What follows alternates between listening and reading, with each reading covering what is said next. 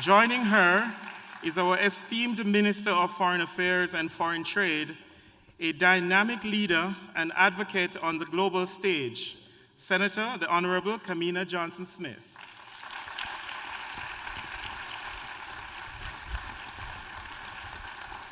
And ladies and gentlemen, finally, it is my great privilege to welcome the man who has guided Jamaica through transformative change and development, a visionary leader who continues to inspire us all, Prime Minister, Dr. the Most Honorable Andrew Holness.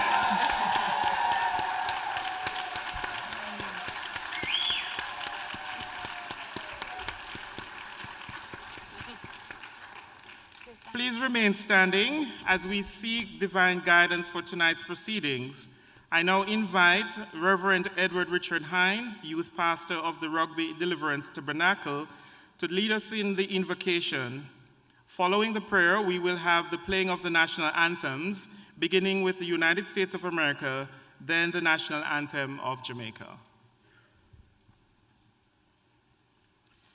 Good evening. Will you bow your heads with me in prayer? Let us pray. Almighty God, creator of heaven and earth, we come before you today with hearts filled with gratitude for the opportunity to gather as one people, bound by our shared heritage, our shared culture, and our love for Jamaica. We thank you, God, for the vibrant spirit of the Jamaican diaspora here in New York City, and for the privilege of being in the presence of our esteemed leaders, our Prime Minister, the Most Honorable Dr. Andrew Holness, our Minister of Foreign Affairs and Foreign Trade, Senator Kamina Smith, and our Consul General, Alsion Wilson. Lord, we ask your blessings upon this town hall gathering. I pray, God, you will guide our discussions, that they may be fruitful, full of wisdom, and aimed at the continued upliftment of Jamaica and its people. Lord, I ask you will grant our leaders wisdom, grant our Prime Minister clarity and vision as he leads us through these times.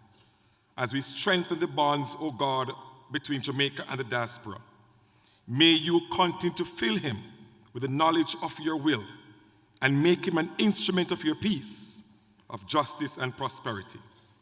Lord, in these trying times, we lift up Jamaica to you. We pray for hope, we pray for strength, and we pray for resilience, God, for our loved ones back home, especially those who are facing crises and challenges. We pray, God, you will be with all the leaders, the communities, the families across Jamaica. May they find comfort, may they find strength and courage in you as they look to the hills from whence come their help. Eternal Father, bless our land, Jamaica. God, may your divine presence be present here in all we do in this auditorium. Let this town hall be a resounding success as we create a space for dialogue, for mutual respect, and a shared commitment. I thank you for your presence. And while I respect every other faith tradition here this afternoon, I ask this in the name of Jesus. Amen. Amen.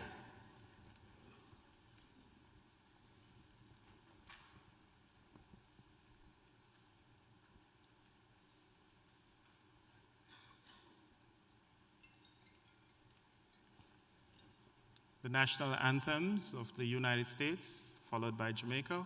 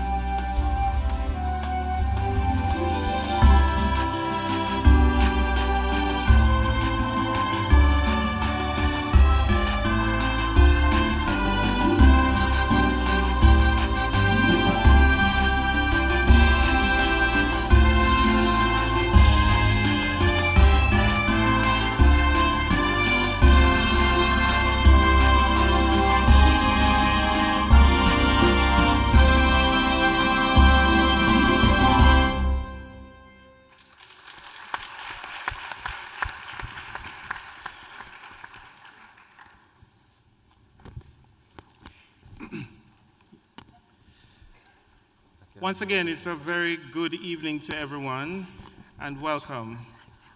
I'm Christopher Benjamin, your Community Relations Officer at the Consulate General of Jamaica here in New York, and it's truly an honor to serve as your moderator for this town hall. Tonight, we gather as one family, united by our shared love for Jamaica and our commitment to contributing to its progress. Whether we are here in New York, across the diaspora, or on the island itself, we are all connected by one common goal: to see our nation flourish. We are privileged to have with us tonight leaders who are not only visionary, but also deeply committed to the well-being and development of our people. Prime Minister Holness, thank you for taking the time to be with us for your steadfast leadership. Minister Johnson-Smith, we are grateful for your dedication and advocacy on the international stage. And Consul General Wilson, thank you for your relentless work in strengthening our community here in New York. To everyone in the audience, your presence here is a testament to the strength and vibrancy of the Jamaican diaspora. Your voices matter, your contributions matter, and tonight we have an opportunity to engage in meaningful dialogue about the way forward for our beloved nation. We would also like to extend our deepest gratitude to those who have made this evening possible. A special thanks to the Lehman Center for the Performing Arts for graciously accommodating us, and to our valued sponsors, VM Group, The Simpsons Restaurant, Journey Lorne, Royal Caribbean Bakery, Chef Orchid, JN Money Transfer, Golden Cross on White Plains Road. Your support is invaluable, and we thank you for your generosity.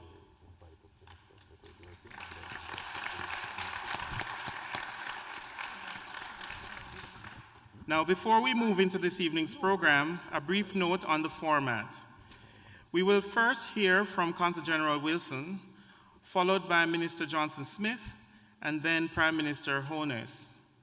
Following their respective addresses, we will have a question and answer segment. For the question and answer segment, as mentioned before, we ask that you adhere to the following guidelines. Again, each person is allowed to ask only one question with no follow-up questions. We will alternate between questions from the floor and those submitted online. We ask that everyone be respectful and refrain from personal attacks. We have 4 microphones set up in the audience, and you are free to go and ask your questions there. And now, it is my pleasure to introduce our first speaker.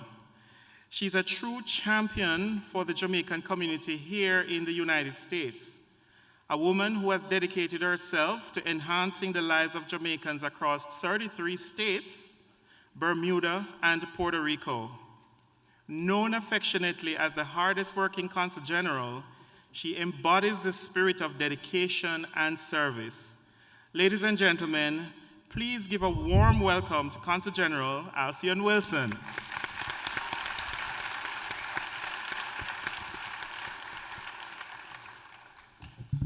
Thank you so much, Mr. MC. In the interest of time, Prime Minister and Minister Johnson-Smith, I'm going to ask for your apologies. I am not going to go into an extensive introduction this evening. But first, welcome. It is so good to see so many of our diaspora members here with us this evening. And I know that many of you have traveled from near and far, like Connecticut, New Jersey, and also Boston. Thank you so much for taking the time to come here and hear from Prime Minister Holness and Minister Johnson-Smith. I could take a minute and boast about the fantastic work that we do at the Consulate General of Jamaica in New York. But I'm going to invite you to a meeting at another time where I'll be able to give you a nice presentation. I must, though, tell you that we are responsible at the consulate for 33 states, not just New York. And so I know that many times many of you might have questions, emails that have been sent, phone calls. By the way, last year we received 2,233,000 phone calls. And sometimes you might get a little impatient because of not receiving a response right away. So I ask that you please bear with us as we move to improve the services that we deliver to our fantastic diaspora. That being said, I will now introduce our dynamic minister. Minister Johnson Smith has an extensive bio. Minister Johnson Smith does not like a long, drawn-out introduction like myself. Isn't that true, Minister? Very true. That is true. I'm not just saying that. That is true. Minister Johnson Smith has a distinguished academic background, holding degrees in law and international relations from the University of the West Indies and, of course, London School of Economics. Her career spans an extensive contributions in both the private and public sectors, including her role as company secretary at Cable and Wireless Jamaica and her establishment of a successful law firm in 2014. Since 2009, Minister has served as senator, and in 2016, she was appointed Minister of Foreign Affairs and Foreign Trade. Ladies and gentlemen, please help me welcome the dynamic, the fantastic, the energetic Minister Johnson Smith. Thank you. Can I do okay? Tell the truth, it was starting to sound a little long, don't it? But that's CG's way. She has her way to tell you, no man, she's going to do exactly what she said, but then she does her way. But always very well. And yes, she is the hardest working Consul General, and I think you can definitely give her a round of applause. I too will be brief in my protocol, but of course to acknowledge the Most Honorable Andrew Holness, our Consul General, all dignitaries here today, including members of our Global Jamaica Diaspora Council, who I see in the audience, but Jamaica friends and family, and of course I want to single out of representatives of the Lehman College who have been so gracious to have us here. Good evening to you all, and thank you for braving the traffic. What a traffic! Oh my goodness. It is always a pleasure for me to engage with the diaspora when I travel for international meetings. So even with the addition of Minister Terry Long to the team last year, I still try to make sure that we're able to engage once I'm overseas. As you know, this week, those of you who are in New York and follow these things, the Summit of the Future is taking place at the UN, and of course, a high-level week. A big whirlwind of meetings, but we made sure that we organized, CG was able to organize for us to come here and spend some time with you. And to be here today is always great, or rather to be here is always great, but to be here today, sharing the stage with my boss and our Prime Minister makes it that much more special. I want to say that I'm not going to big up the New York family here because I know that some people have driven from as far as 12 hours away to be here this evening. So I want to say a special thanks again. Thanks for taking the time to be here. We very much appreciate it. And the US is, of course, home to our largest diaspora. So we're always taking very good care to reach out. I want to say, however, how proud we are. Not only that we are taking time to reach out and that we're grateful that you're here, but how proud we are of you, excelling in every possible sphere of participation in life in this country that you've chosen as your new homes. And I want to thank you also for your extraordinary support to Jamaica, all that you have done, all that you do and will continue to do. I want to thank you for always rising to the challenge of your community, your school, your families, and the country as a whole. I want to thank you for always keeping that navel string connection alive. But when I also say that I'm proud of you, I also want to say that I have to big up and bless up somebody who's not here. Somebody who has been serving at one of the highest levels in this country and who is now at the top of a particular ticket in an important race that is supposed to take place sometime in November, I hear. So I'm the Minister of Foreign Affairs, so I'm not allowed to speak about other countries' domestic political affairs. So I'm not calling any names. And I'm not naming the race. I'm not mashing anybody corn and breaking nobody's rule tonight. But I want to say what an exciting time and how amazing are we as a people.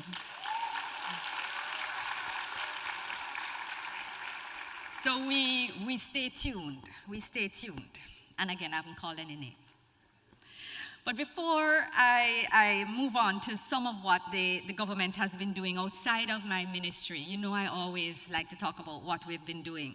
But I want to thank everyone here, everyone in the diaspora as well who's listening online for your support of the most spectacular and successful diaspora conference that has been held in the 20 years of its existence.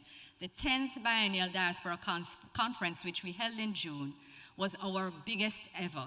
1,200 participants, 800 registrants, 18 countries represented. And I want to especially give appreciation to the members of the Global Diaspora, Jamaica Diaspora Council, whose global nature was an absolutely critical part in making it a success. So I want us to give a round of applause for this successful conference. It really was amazing. We launched 2 portals that you're going to hear some more about. We launched Eat Jamaica Day, which is going to be on the 25th of November every year, and it's going to celebrate the resilience of our farmers this particular year.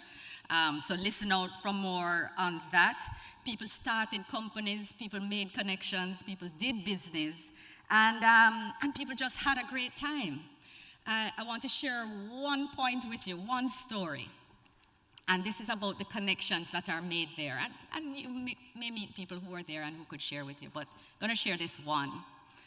So there was an attendee who lives in Zimbabwe and South Africa. He goes between both. So his name is Ras Jabulani. And he told us at the conference that he's not into this term diaspora, because we don't speak death, we speak livity. So it's living spora. So he has put the term now of the living spora on the table, and everybody has embraced it fully. But even more importantly, he has been working on sustainable building material.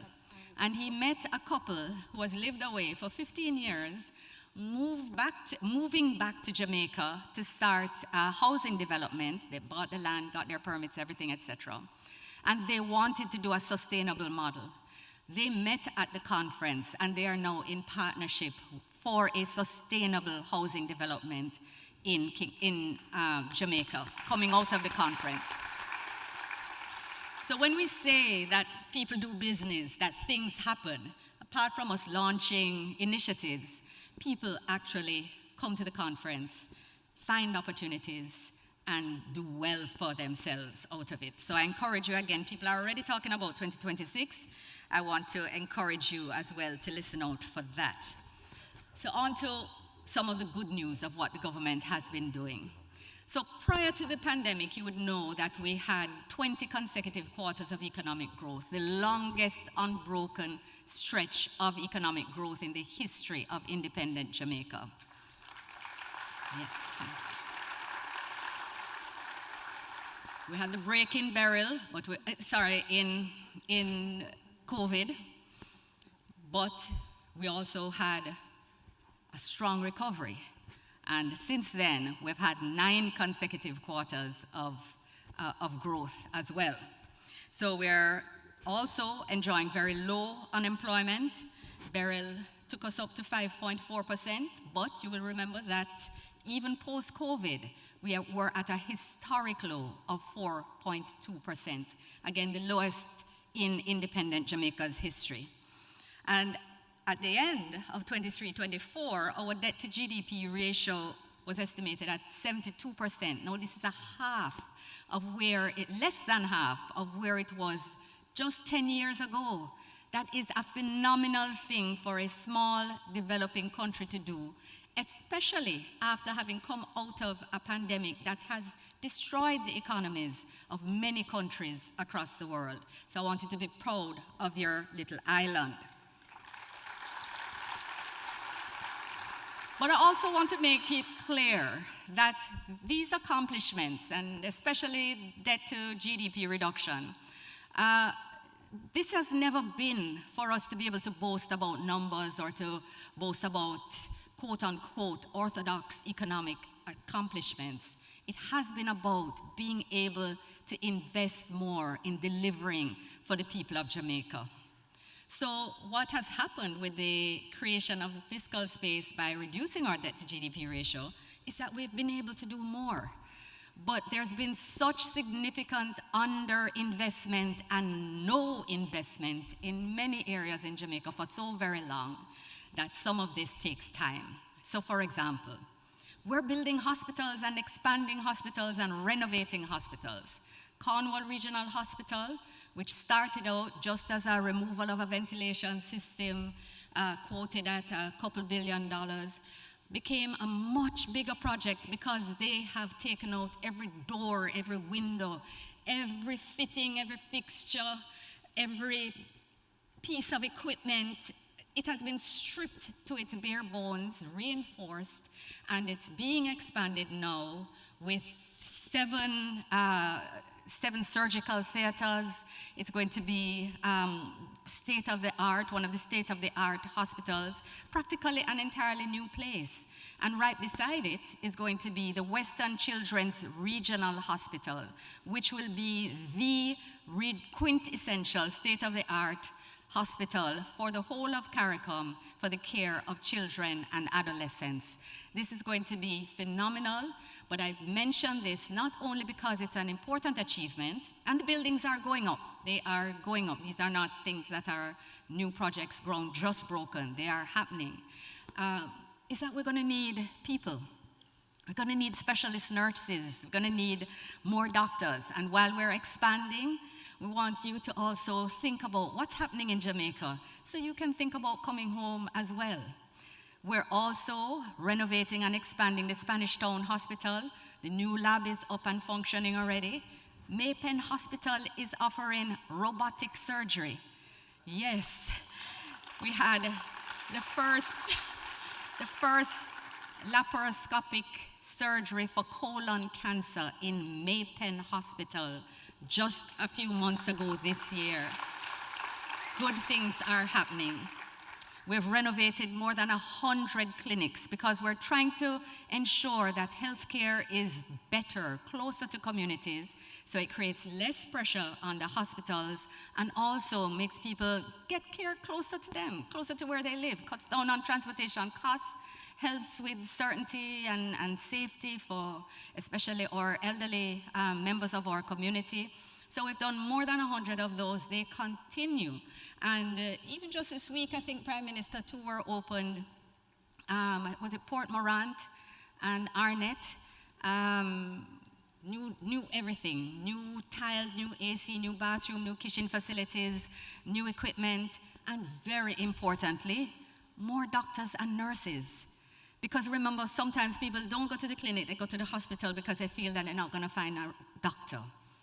But we're now putting doctors and more nurses in the community clinics to ensure that there's better access to primary care and that the system will become more balanced at the bigger hospitals in terms of wait times and capacity. So we're trying to do it holistically, improve the system holistically.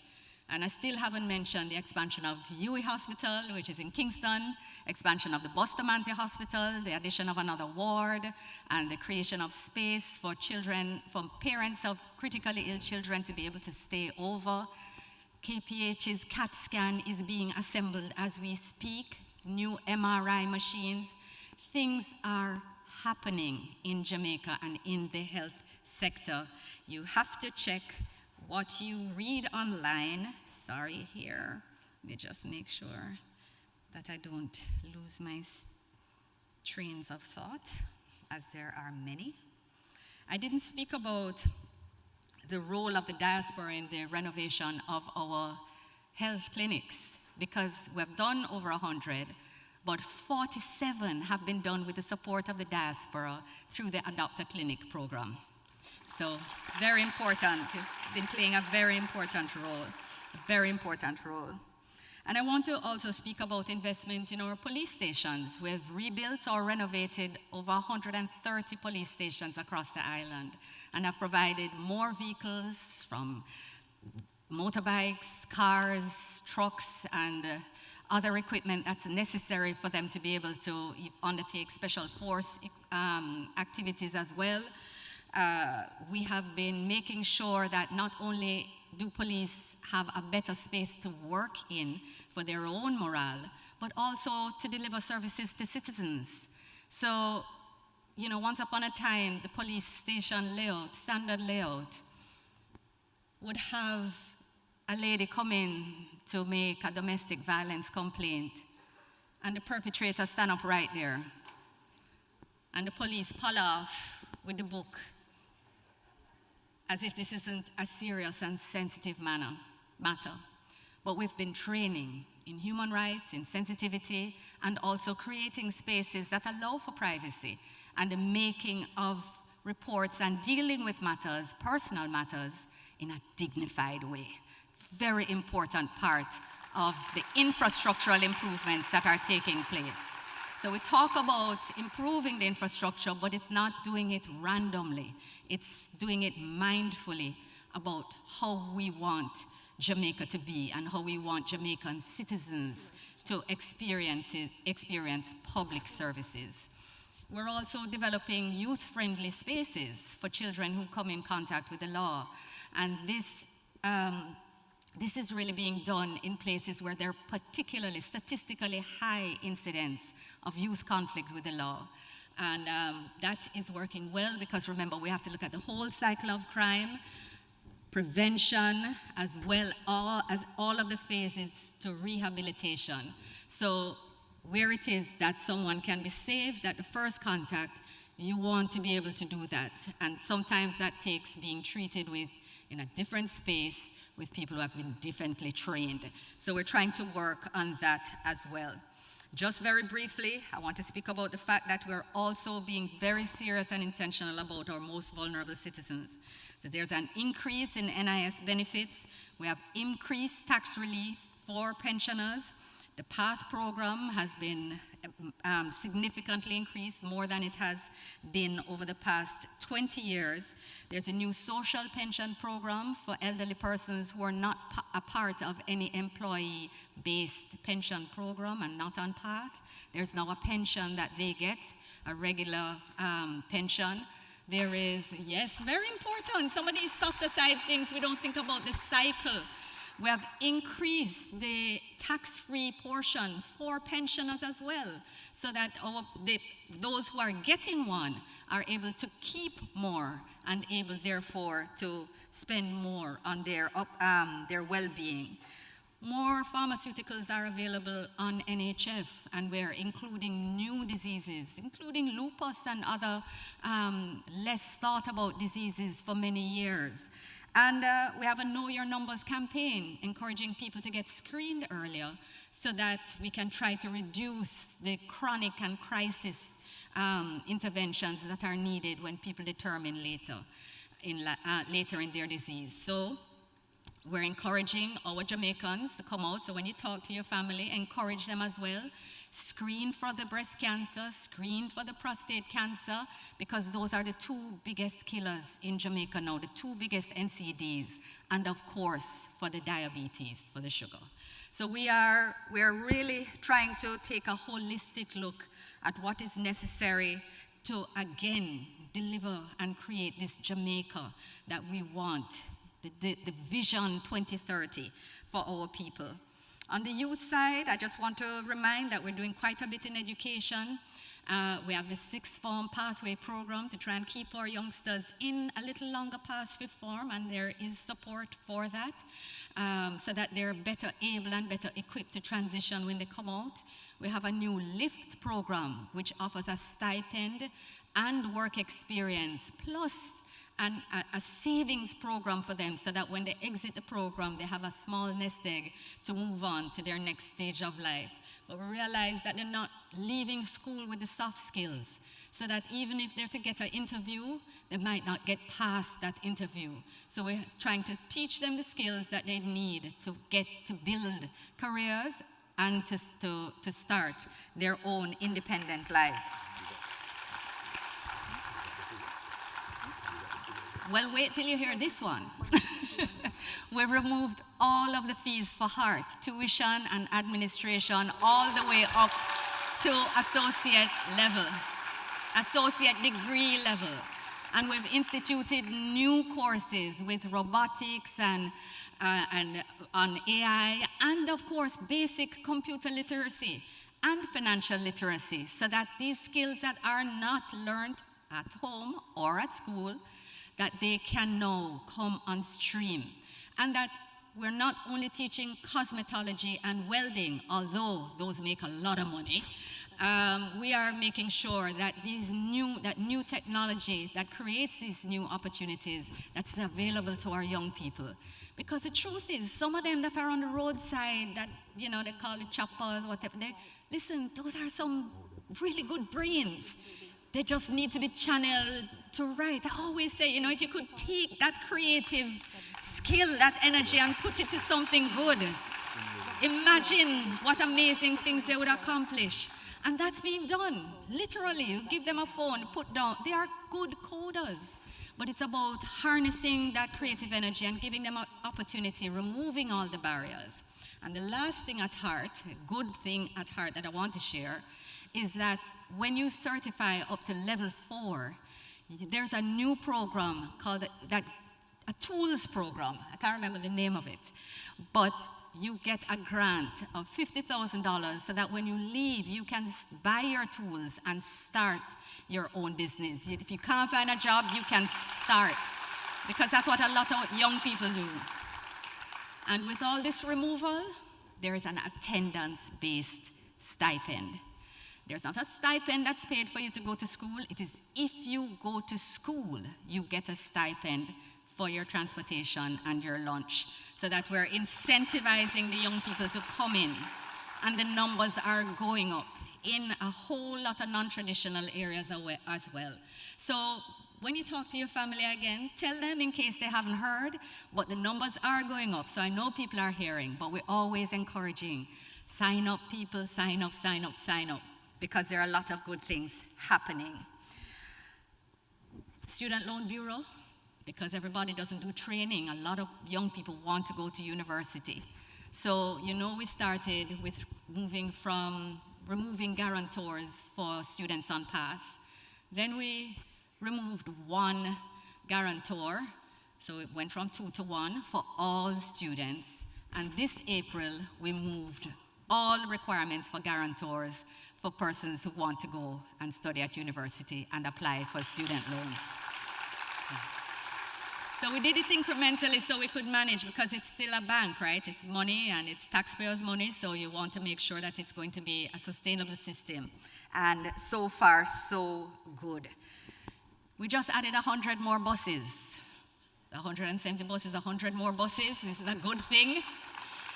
And most importantly, they used compressed natural gas. Guess what? Not only is that clean energy, you can't thief it because it can't use anywhere else. So the perennial problem of JUT losses due to theft of fuel is being removed by this government. So very important, very important. And of course, we've added 50 new garbage trucks, 50 more to come, and also 100 more buses to come, CNG again still. Not the garbage trucks. We have not crossed that technological barrier, but the losses are not being experienced there like JUTC, so I'm sure that in time we will get there. I could start to speak about our crime numbers, but PM, you think you're going to deal with some of that? The crime? Yeah? All right. And I will close down there because I still have more, but next meeting. We need to hear from the PM now. There's so much more to say, but it really does give me pleasure, and it is a great honor for me to introduce the man in whose cabinet I am honored to continue to serve. The Most Honorable Andrew Holness created history when he was not only one of the youngest ever parliamentarians, but was elected at 39 to be the youngest Prime Minister of Jamaica. And while he accomplished a lot when he was Minister of Education, it doesn't come close to what he has been accomplishing as Prime Minister since he took this visionary leadership position in 2016. You have heard about how the Jamaican economy has been transformed, and you have heard about the incredible changes that are being made in terms of how we deliver the benefits of our economic growth.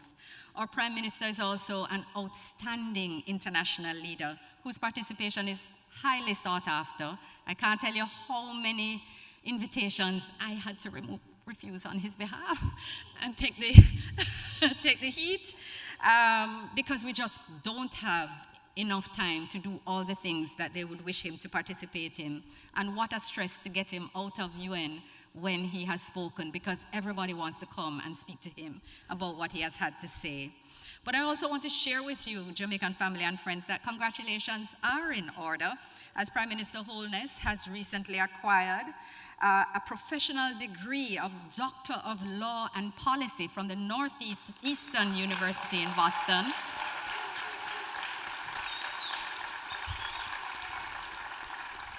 So he is certainly a source of inspiration for anyone who wants to work and study, because I don't know who can do a PhD and this job and do such a fantastic job at both. None of us have any excuse now. But Prime Minister is a man of compassion, he's a man of integrity. He is deeply committed to making Jamaica better and making the lives of Jamaicans better. Please join me and be upstanding in welcoming the Most Honorable Andrew Michael Holness.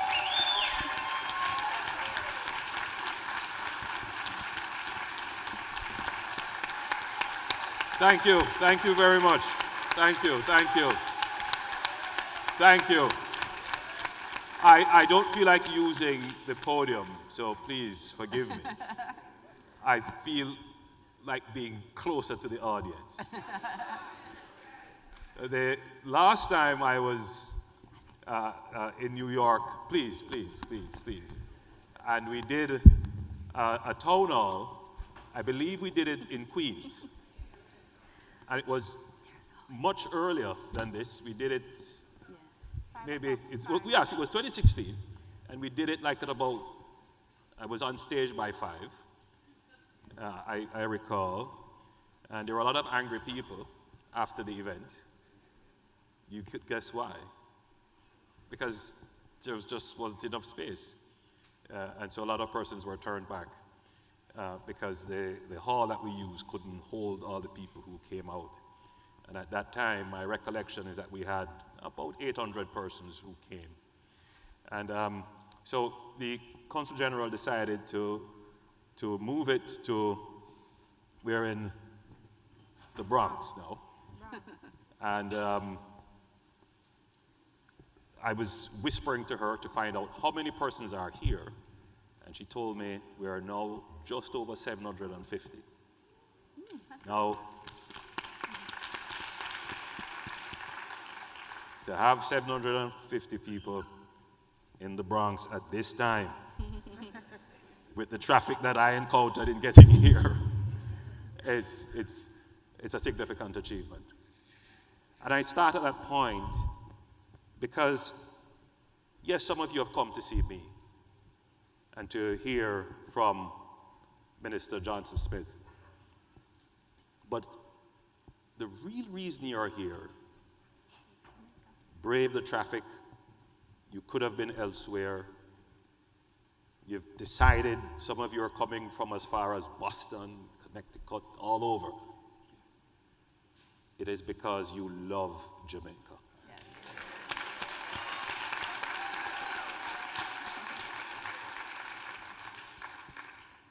I don't take your presence here for granted. I consider it a privilege. I consider it a great honor that you have decided to take the time, and I know in the United States, time is a significant resource. It is money that you have decided to come. I really feel honored, and from the bottom of my heart, I want to say thank you.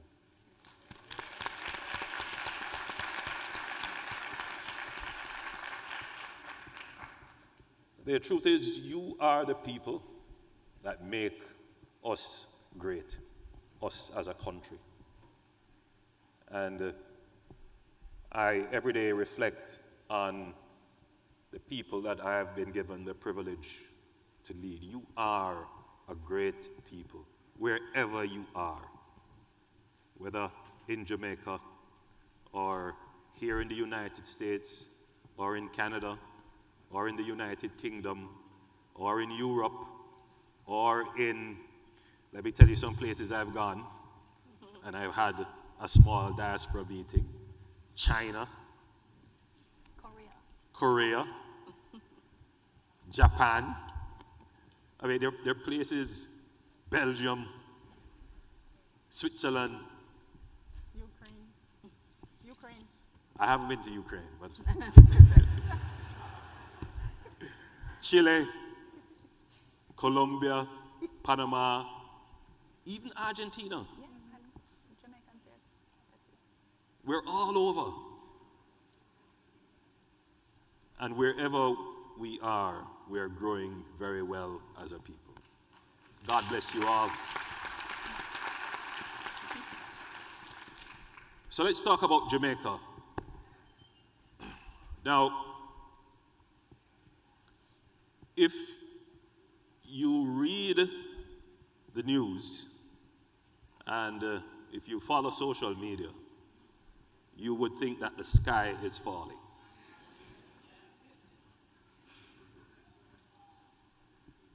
And I do quite a bit of reading and following myself, so that I'm abreast. I keep abreast of what people are saying and what people think. Because it's important as a leader to have that understanding. Now, when I decided that I would get into politics many, many years ago, it's my 27th year of being an elected representative in the Parliament of Jamaica. And I started when I was 25, so don't guess my age. I decided that I would give my life to the country to make Jamaica a first world country, a developed country. That was my, and still is, my ambition.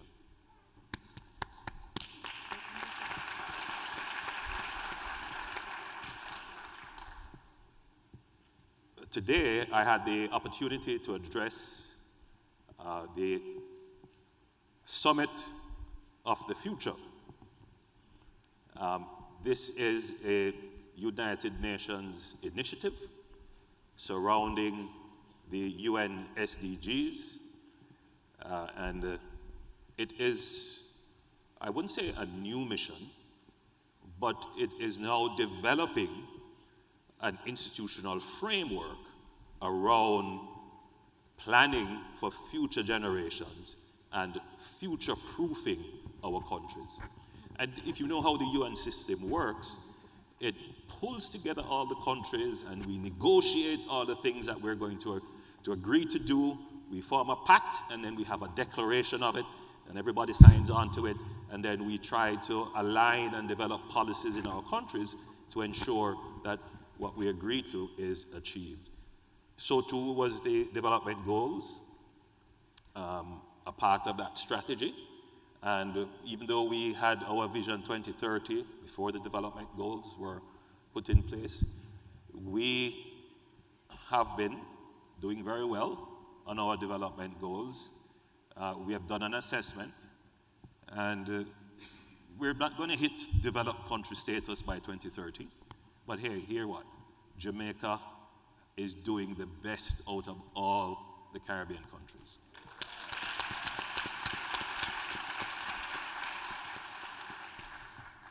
So we are co-chairing with the Kingdom of the Netherlands the whole business of the future-proofing, and I'm here to, well, today I did an address to the summit, and tomorrow I will do some other events. So the question of Jamaica becoming a developed country is something that I have to confront every day.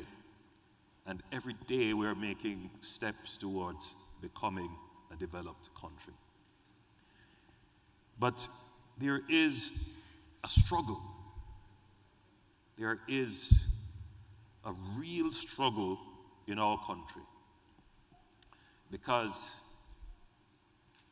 we still have significant levels of absolute poverty. We still have significant levels of violence. We still have poor infrastructure. Minister Johnson Smith was telling us about the efforts that we're making in healthcare, in education. But the problems are still significant. And the truth is, my friends, the problems create great frustration for our people. Great frustration. Which is why sometimes the narrative about Jamaica drowns out the good and the achievements. Because the problems are a lot. But of course, the problem didn't start yesterday. They didn't start in 2016. They didn't start in 2011 or 2007 or 1972 for that matter. The problems that Jamaica has had for, let's say, the last 180 years are problems of us not having an economy. I'm going to take a step back, and I want you to hold on to my hands, and we're going to step back in time. 1865. Anybody knows what that was? Abolition. Help me see if my history is right. That's the Morant Bay Rebellion. You know what caused that? Anyone? You don't have to answer, I'll tell you. The Morant Bay Rebellion was really because the social conditions in the country was so difficult. Jamaica had experienced a massive cholera outbreak. Almost 40,000 persons had died. Remember, 30 years before that, we were just coming out of slavery. We had emancipation. The former enslaved just couldn't find work. And when they did find work, the wages were so low. And the planters wanted to ensure that the former enslaved didn't have land, so that they couldn't become farmers, so that they had to come back to the plantation. It was an immiseration of the population. And then there was the issue of justice. Whenever there was a conflict, particularly with people who had wealth or who were elite, the court system didn't give justice to the former enslaved poor person. And that was the root of the Morant Bay Rebellion. That's why Paul Bogle decided to resist.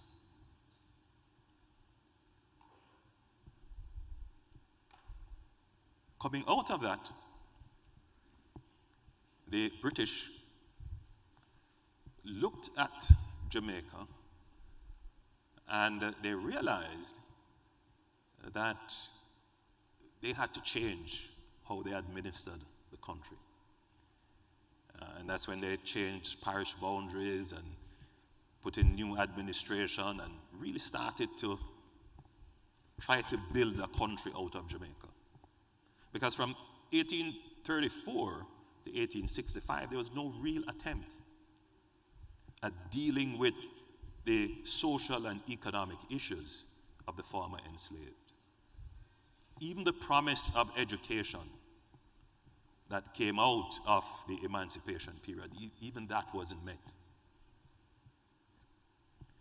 So, I want you to make a connection to the challenges that we've had rooted in our history. The next time we had a massive conflagration in Jamaica would be in the 1930s, the labor riots. And what was the cause of that? Again, the same issue. People just couldn't find work. And when they found work, the labor pay and the conditions were so poor that it caused that social upheaval, which led to the formation of unions. Well, it led to the formation of political parties and then unions. In our case, it was the reverse, the formation of a union and then the political party. But that is when Jamaica started to take shape, to take on its political independence, starting from the 1930s. So if you look at those two major points in our history, the issue has been not being able to provide an economy to address the social needs of our people.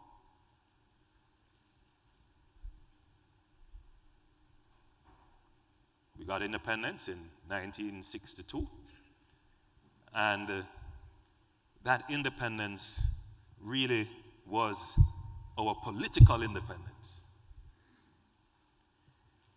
And that political independence also gave way to the start of our economy. Between the mid-1950s and up to the 70s, Jamaica experienced what could be described as an economic boom.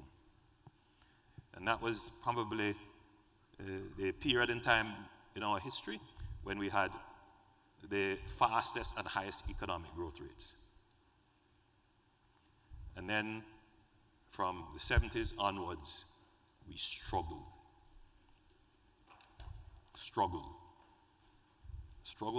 right through the 70s, struggled in the 80s, struggled in the 90s, and we are still struggling.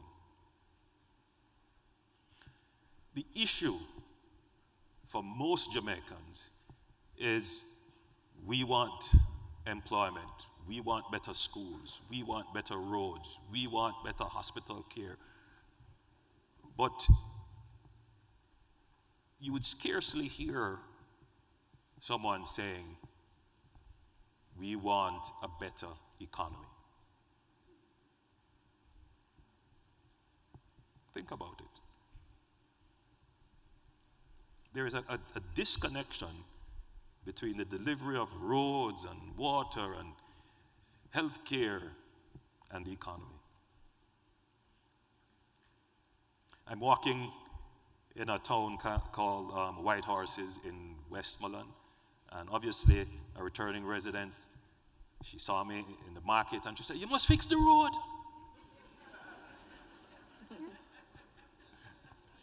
I was in Hanover, again, another returning resident. She said to me, "You know, it's a disgrace. We don't have water here." And I humbly listened, and because I understood, as I said, the frustration with all of the issues that we have.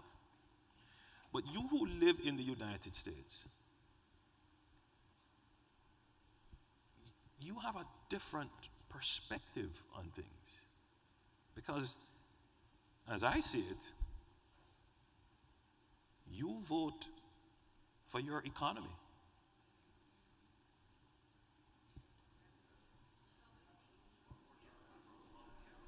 It's a complicated question.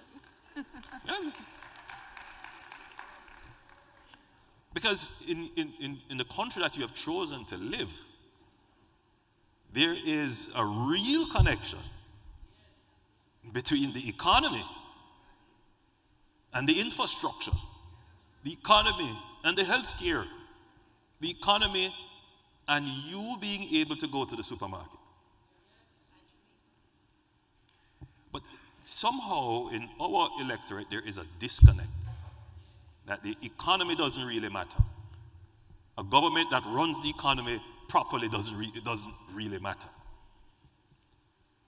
Now what that has led to is a kind of politics where the rules of economics do not apply.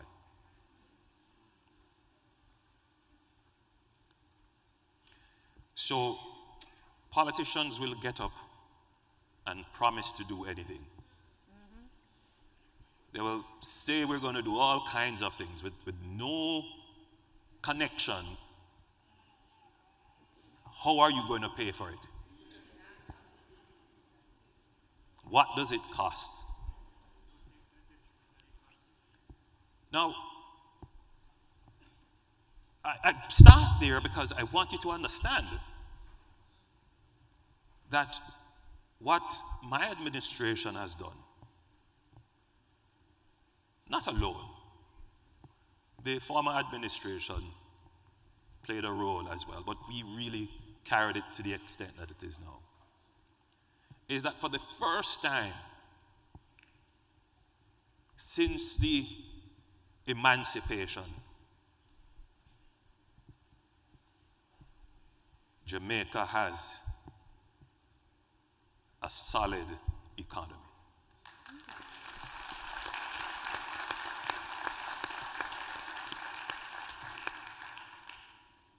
That is a major achievement. I want you to just reflect on that. For the first time since emancipation, Jamaica is close to full employment.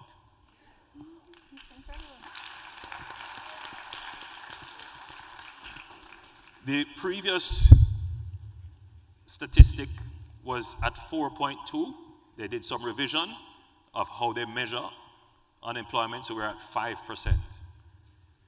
This is even at 5%. Even when we were at 7%, that was the lowest level of unemployment in the history of measuring unemployment in Jamaica. How did this happen? I mean, you can only employ people unless you have an economy that is growing. In the United States, you get the unemployment numbers and it's you use that to determine the health of your economy. We are at 5% unemployment. The big cry now in Jamaica is that they can't find people to employ. And there's a reason for that, because a lot of them are here. A lot of our skills and resources are right here.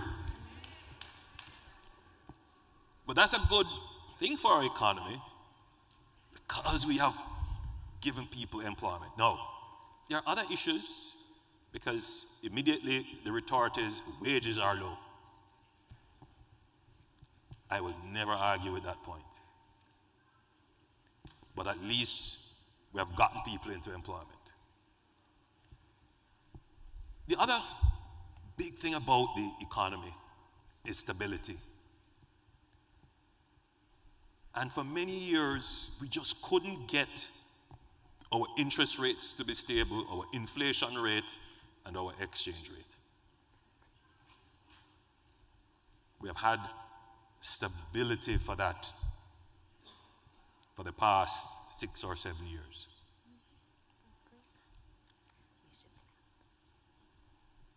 We had a spike because of COVID and inflation, and we're back down to below 6%, single-digit inflation.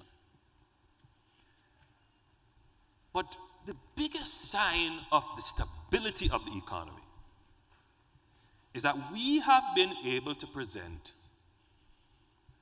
help me, Minister, is it 9 budgets? 9 budgets. 9 or 8 budgets. With no net new taxes. Just think about that for a while. No net new taxes. And in fact, for the last 6 budgets, absolutely no new taxes. Exactly. That's phenomenal. When has that ever happened in Jamaica? So, when people say the sky is falling, yes, from 1865 we've been quarreling about the same thing. Can't get proper health care, bad roads, this, that, and the other. But the reason why is because from then there was never a real attempt to create an economy that would generate employment, create and market and distribute goods and services for which people could generate wealth so they could buy and own land. It wasn't really an economy. Now we have started to put in place the institutions to build a real economy in Jamaica. Now it's at a rudimentary stage, but the fundamentals of the economy is strong. And from the strong fundamentals of the economy, we are taking the dividends of that and we are doing some fantastic things. How many of you have been back to Jamaica and you have driven on the new highways that we have built?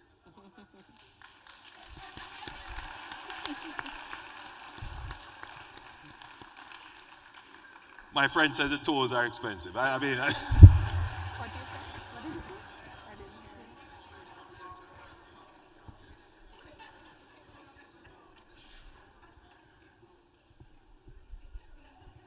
but they're not all tolled. I didn't come.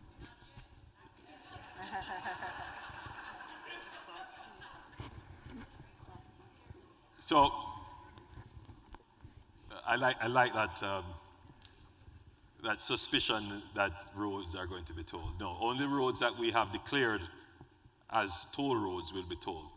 So we have gone on a massive infrastructure, strategic investments. Some roads will be tolled, others won't be. So for example, we have invested 150 million, well, more than that now, about $200 million from Harborview all the way around to Port Antonio.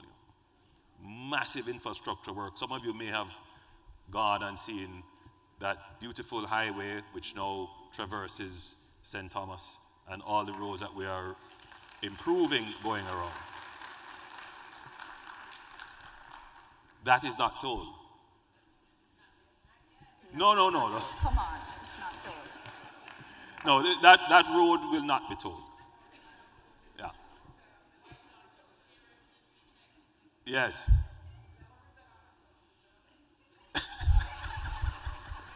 No. That road is not. So just to be clear, that there is a mechanism for the establishment of a toll road versus a public road. A toll road, it's usually a private-public partnership where the government may have some investments in it, but there is a private partner who is also investing. The public roads, government totally is building. So the road to St. Thomas, total public funds, and there's no intention to toll that road. We have done significant work in doing the Montego Bay Perimeter Road and the Long Hill Bypass. Those are going to be massive road developments. And there are some other major road infrastructure to come.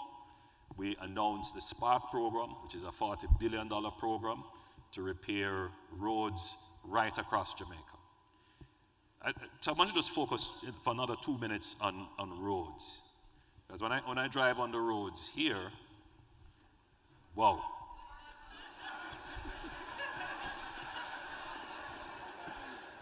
So there are some roads. So for many years, we did not make the investments to keep the maintenance of our roads. In fact, we weren't even keeping a full register of all our roads. So when we announced the Spark program, we also did a full inventory, a full register of our roads. We have over 21,000, almost 25,000 kilometers of roadways. That puts us in the top 10% of countries in terms of roads per square mile.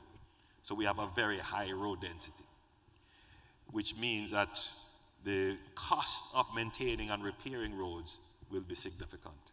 But going forward, the government is making the commitment with the budgetary allocations from our economic performance to build new roads, improve those roads, and to maintain them. It's going to be a 20-year journey for us to get all our roads into the conditions where we can drive in comfort on all of them, to remove the potholes and the eroded surfaces. So I'm not here to tell you that by a snap of the finger, all of that is going to be done. But for the first time, we are in a position that we can project to be able to do this. And that's the difference between then and now.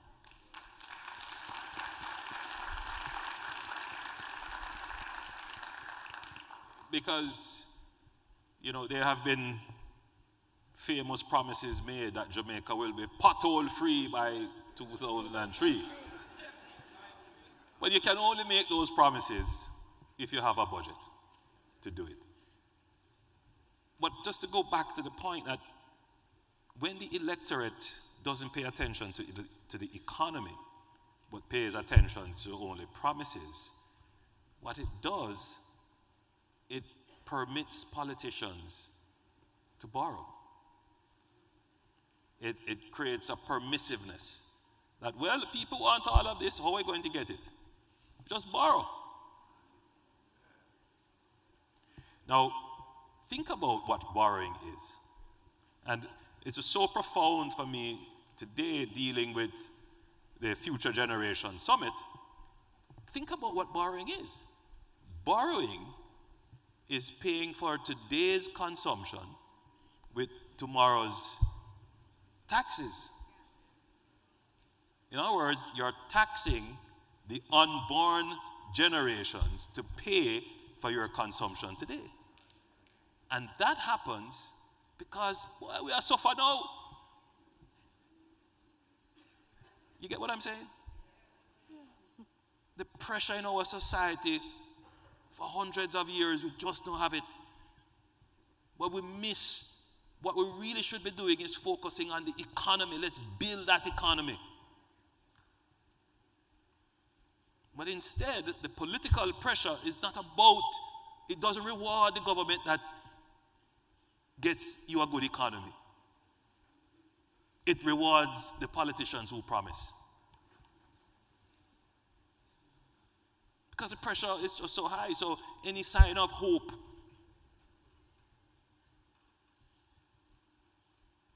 and that has been the history of the country.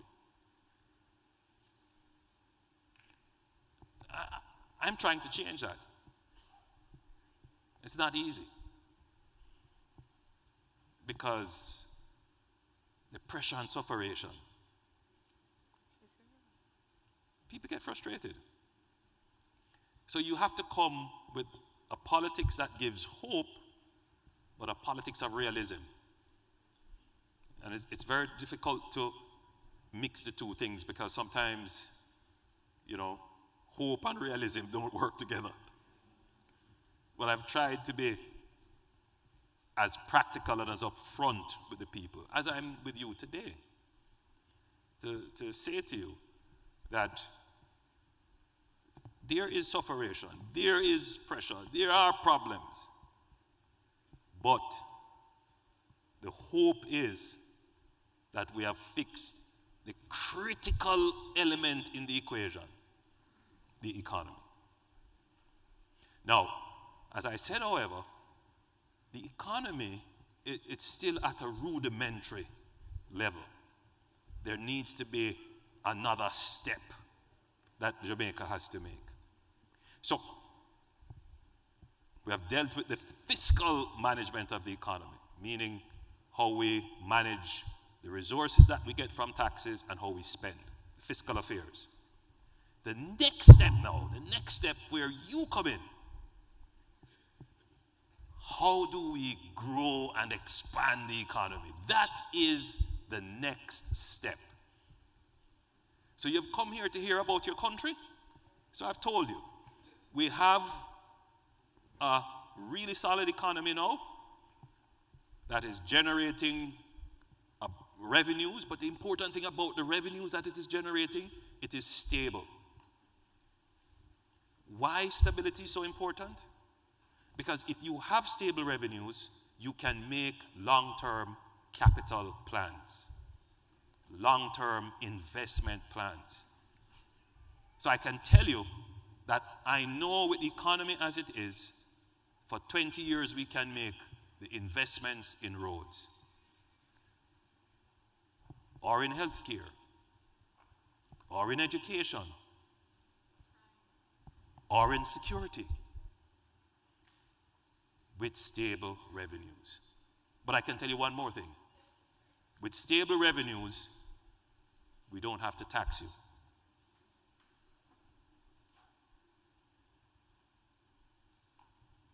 But with stable revenues and a long-term projected investment path, business people can feel confident in the investments they make. So more people will come and make their investments. So that's the stability part and why stability is so important. Just as an aside, one of the reasons why we just couldn't get our economy up and running is because as a small open economy, located where we are in the Caribbean, if there is any sneeze in the world, we catch a cold. Think about it.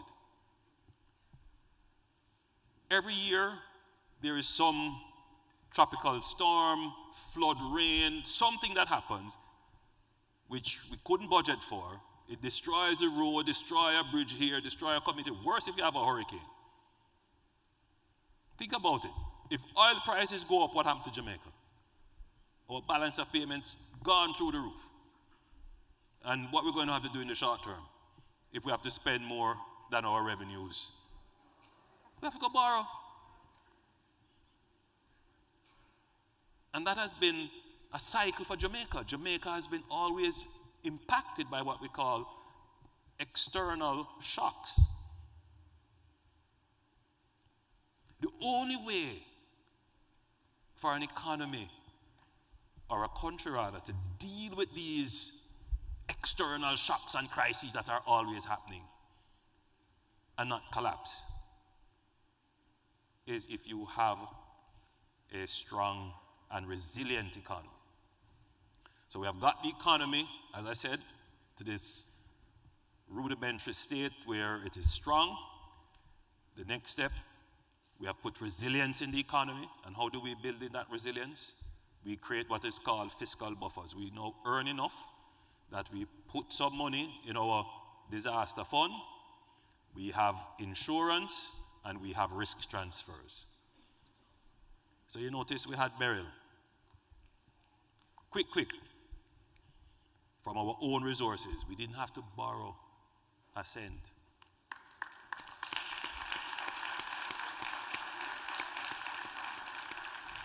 Just look at it. We weren't out there saying you know what, Minister Johnson Smith don't like when I say that part of it, but we were able to stand on our own 2 feet. Immediately we were able to recover. Right? And that's a benefit of having a strong and resilient economy. So the next step now is grow that economy. We're not pivoting, we're not stepping away from fiscal discipline and fiscal prudence. What we're thinking about now is growth. And growth policies are slightly different, but complementary to macroeconomic and fiscal management. So what are some of the things that we're going to be doing in the next 5 years? Because this is what it is about. For some people, they just feel, well, it's time. And for others who are more discerning, who are thinking, who are trying to understand what is the substance of the government and what it will be doing. Well, here is the substance. First, Jamaica must focus on increasing productivity.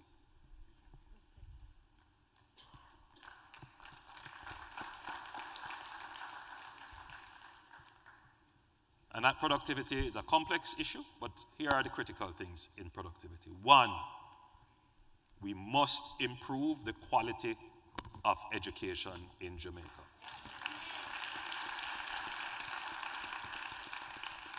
Each student coming out of our education system must be prepared for this world and the future world.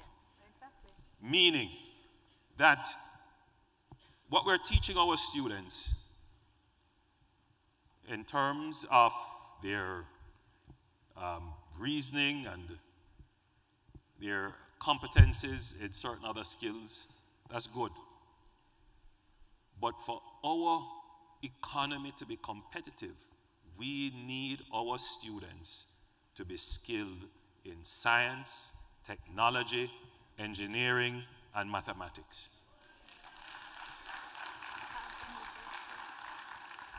So some of that economic stability, we are going to shift some of those resources into education.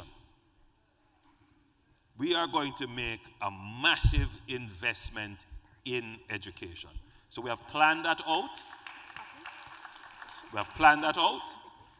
We're going to be building 6 STEM schools. These are going to be state-of-the-art, modern schools that will be comparable to any school in the United States that's dedicated to science and technology.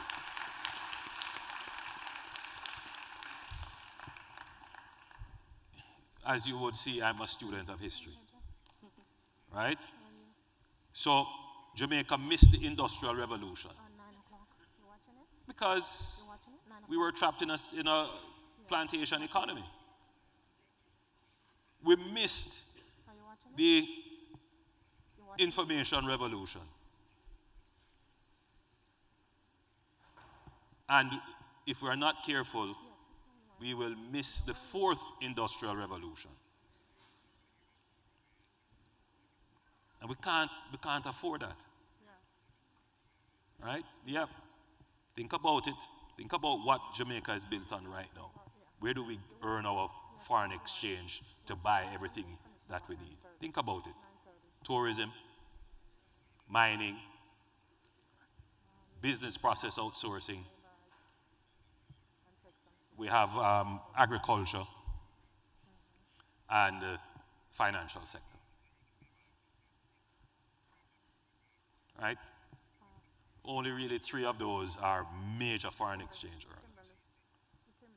How are we going to survive on that? If there's a pandemic, you saw what happened with tourism.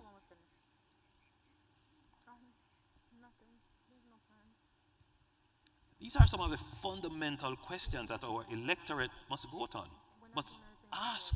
How are we going to diversify the economy and bring in new industries? And that's what this government is planning. Because we see the challenges. So, for us, it is an imperative that we need to create a new labor force that can underpin, develop, and support the new industries in which we will have to diversify. So the investment in education is not just sweet talk because it sounds good. It's necessary for the growth of the economy.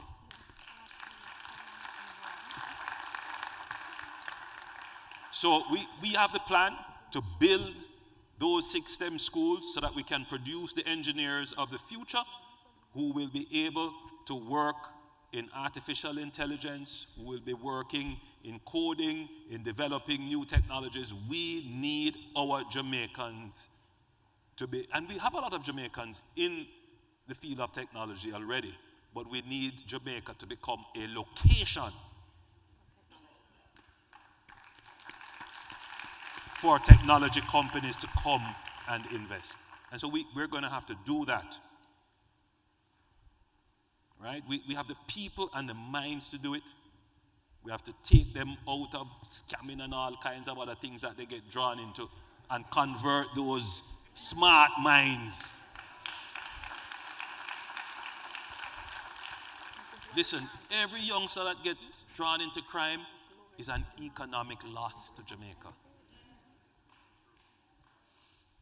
So, productivity, that big banner, investment in education.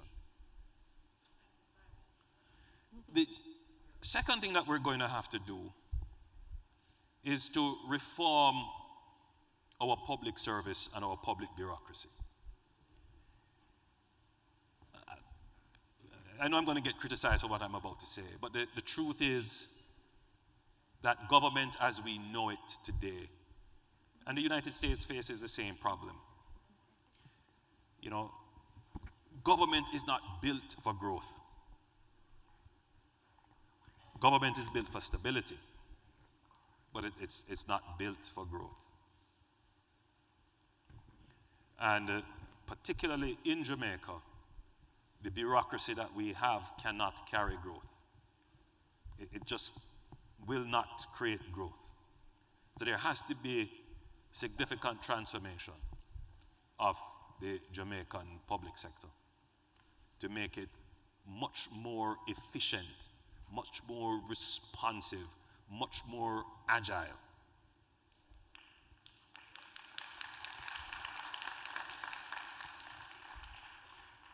So the World Bank used to have an index that measures the efficiency of a country. It was called the ease of doing business.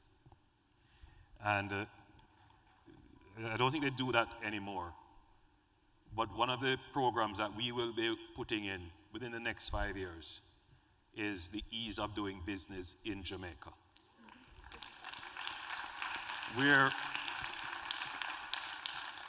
We're going to do a complete overhaul of public bureaucracy to make it far more efficient and responsive to the needs of the public and business.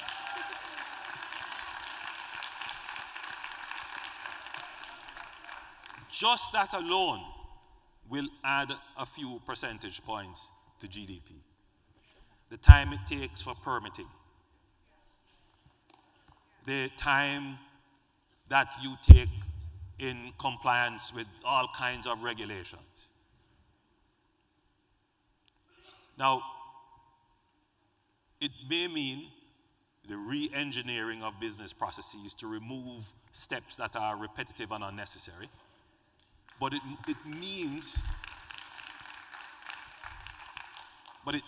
really means the integration of technology into the administration of government.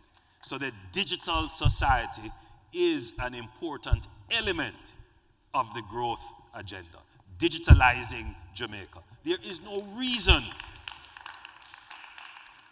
why Jamaica shouldn't be a digital society. There's no reason.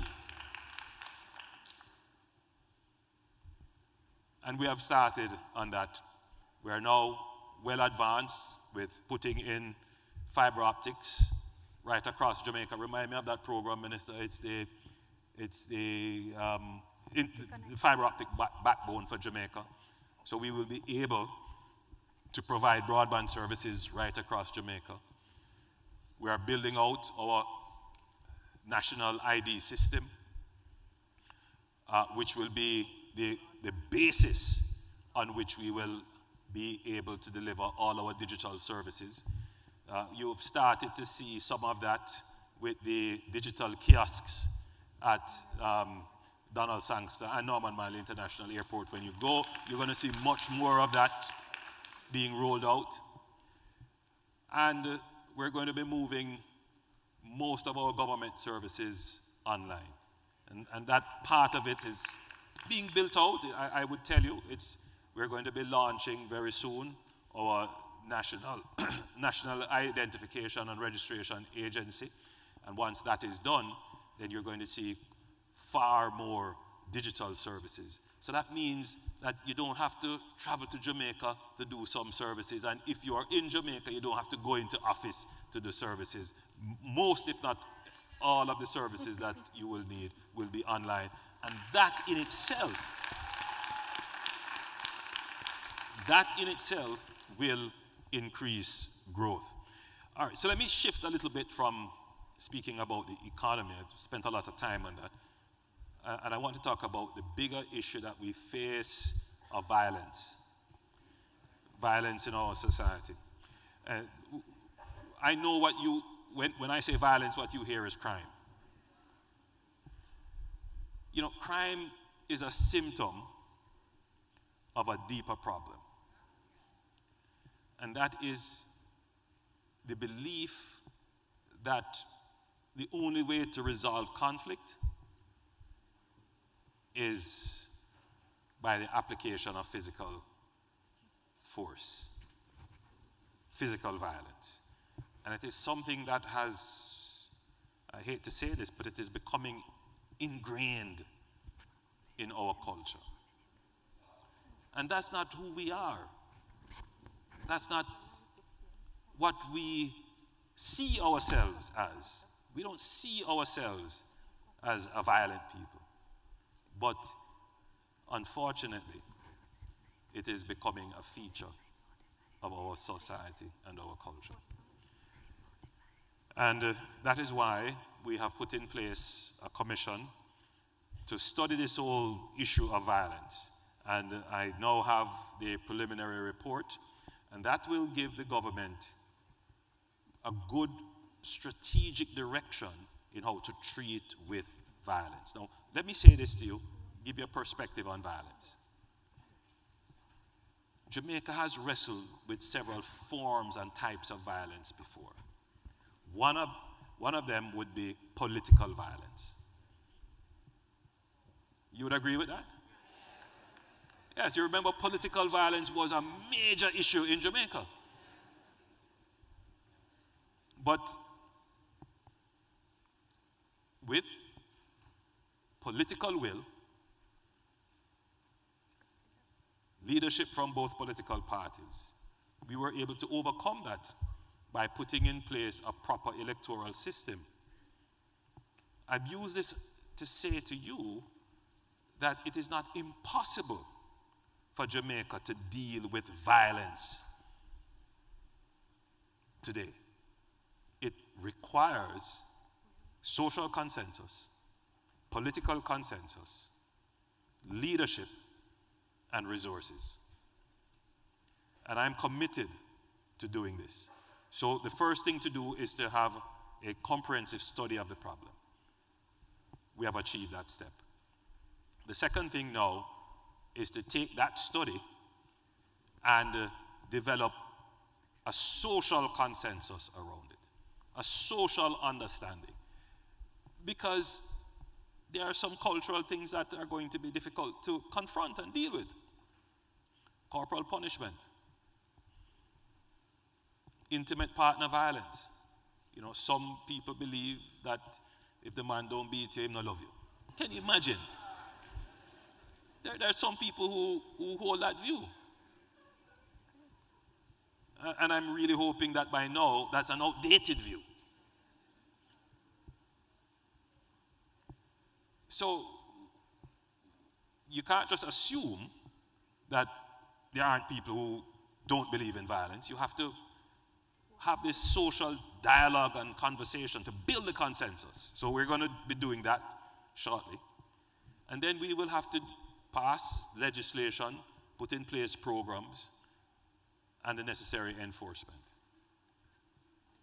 But it is my commitment that we will have a significant reduction in violence generally in the society. All right, put that aside and let's focus now on organized criminal violence. That's an element of general violence, but the organized nature of it, particularly organized armed violence, is something that there can be no negotiations around that. That has to be dealt with by law enforcement. And for that, we have invested heavily in the JCF. And let me tell you this without any fear of contradiction.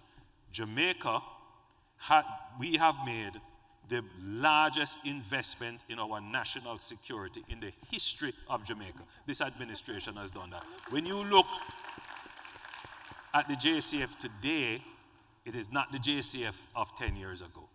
If you look at the JDF of today, it is not the JDF of 10 years ago.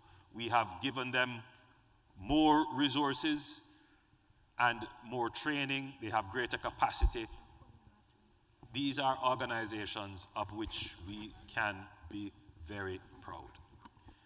Now, having said that, the crime is still at a significant level.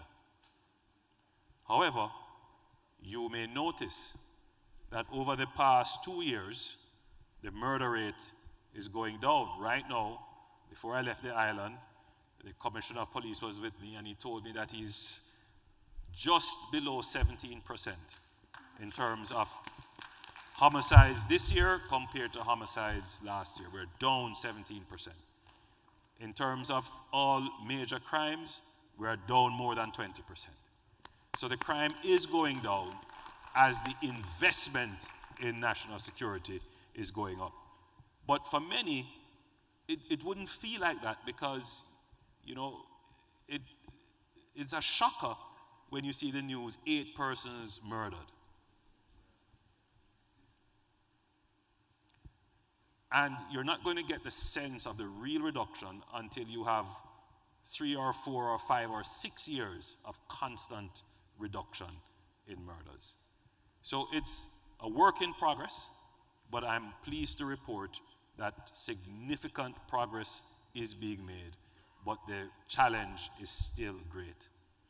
So Jamaica has engaged in building the capacity of our security forces, and that capacity is coming to grips with the level of crime and violence, which has been with us for the last 50 years. Very quickly, let me say something about health. Jamaica has not built a new hospital in 30 years. In 30 years. I want you to listen to what I'm about to say. The Cornwall Regional Hospital is over 50 years old. It was a gift from the government of Canada. And any building that is 50 years old, especially a hospital, is either, well, in the United States, they would just knock it down and build a new one instead of refurbishing it. We don't have that luxury to knock down that hospital. So we have had to refurbish it. It's a massive undertaking. Right beside it, we are building a new hospital for children, for adolescents. It will be a state-of-the-art facility, not just for Jamaica, but for the entire region. In Spanish Town, we are building a brand new wing. Call it a new hospital, because technically that's what it is. At the University Hospital of the West Indies, we are doing the same thing. In addition to several other major clinics and health centers. So the level of investment that we are making in the healthcare infrastructure is more than has ever been invested in the last 30 years. Yes, absolutely. But yet there are challenges. Don't have enough bed space. People complain about care. I get those complaints and we take them seriously. So in addition to the infrastructure, we are also making investments in improving the quality and care of our health personnel. Just a few weeks ago, we announced a scholarship program where, remind me, it's close to 600. 600 Jamaicans will get scholarships to help them in their education in healthcare.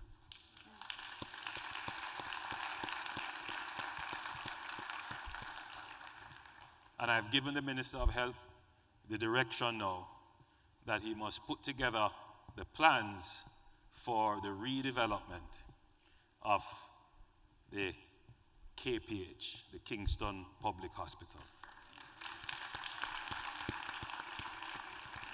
So,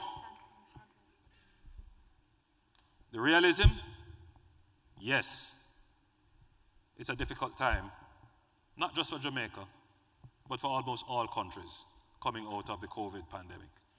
Inflation, disruption in supply chains, they have caused a real problem for cost of living. And you here all can understand that issue. Our history of not having an economy that supports long-term, uninterrupted investment in capital and maintenance of our infrastructure has resulted in us having substandard service in many areas. But the hope is that having achieved now what we have not had for 150 years or more, a stable, robust, resilient economy, will give us that long runway in which we can correct the years of not having the revenues to maintain and invest in our infrastructure. The next step for Jamaica is to become the Caribbean tiger. You know, we had the Asian tigers, these economies that were growing. It's for Jamaica now to become the Caribbean tiger, to unleash our true potential and power, to become a growing economy. And that is what this administration intends to do in the next 5 years, with massive investment in the productivity of Jamaicans. And that, my friends, is a mission that we will achieve. With your support and your help, God bless you and thank you.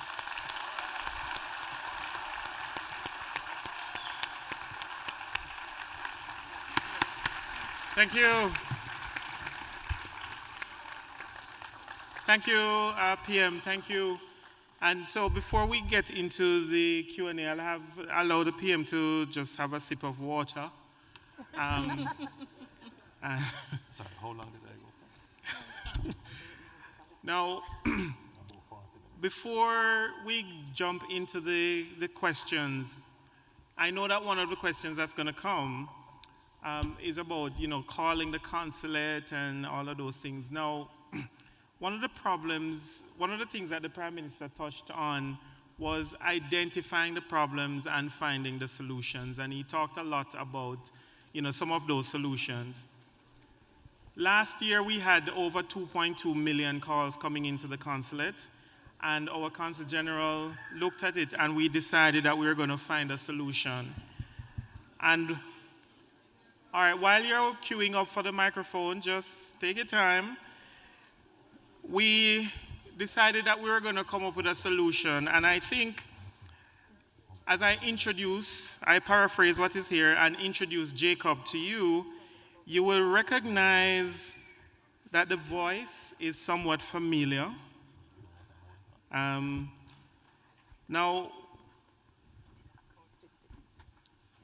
Jacob on the screen, please.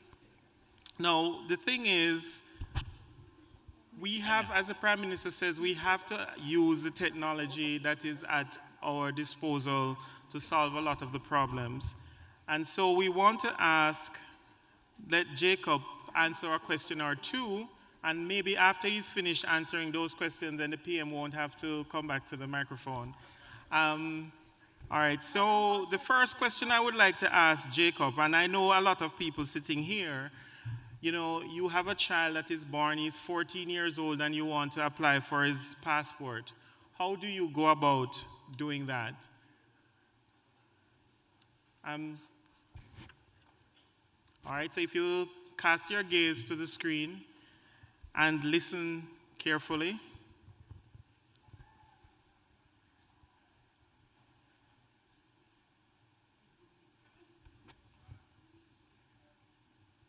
Now it says Jacob is thinking. I don't know if you can read what is there, but if you can't read, listen. It's coming. It's coming. Right, so the concept is that eventually when you call, Hello, I'd be happy to assist your son with his Jamaican passport application. To apply for his first Jamaican passport as a 14-year-old minor, the cost is USD $90. The procedure requires him to submit an original birth certificate or certificate of citizenship or adoption register, along with his parents' ID, such as passports, driver's licenses, or national voters' IDs. If you're acting as his legal guardian, please bring a court order and your ID or a notarized letter of consent from the parents and their ID. All right, we'll pause that as you get the picture. So the concept is that eventually, once this is completed, when you dial in, you will be able to pose your question and get it in complete sentences. Now, there might be a prize if you can tell me whose voice you just heard a while ago. Was it familiar? No, not my voice. Somebody said it sounded like the Prime Minister's voice. Okay, it might be the Prime Minister, close enough, you but shouldn't miss in Kingston. All right, is Devon pause that for me. Historic mansion. So, That's my American accent. so you will be able to call in and you'll be able to pose your questions on some of the very simple questions that you're calling now. Now, just like, as I said before, 2.2 million calls in 1 year. Just do the math. That's over 200,000, approximately 200,000 calls per month. And we only have 2 people at the office. So eventually, you'll be able to ask these questions and you get the answers that you're looking for. And what we're doing or working on is to ensure that we feed it the information that it can actually answer the question that you want. But we are also asking it other simple questions, like you're traveling to Jamaica for the first time and you want to know what it is that you can do in Kingston. So let us say you want to ask it, tell me what are 3 sites that I can visit in Kingston. Someone said emancipation. Maybe, let us see if Jacob is smart enough to have Emancipation Park as one.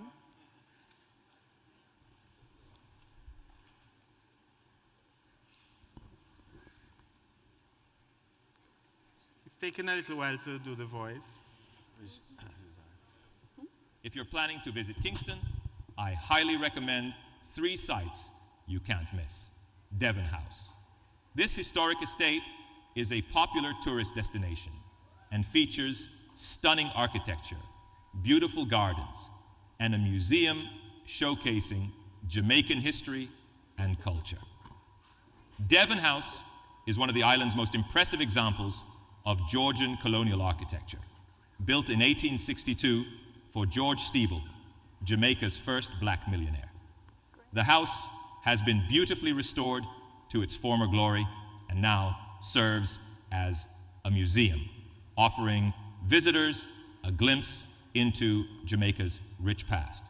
Visitors can explore the opulently decorated interior, see exhibits on Jamaican history and culture, and enjoy the lovely gardens. Please let me know if you need any further information.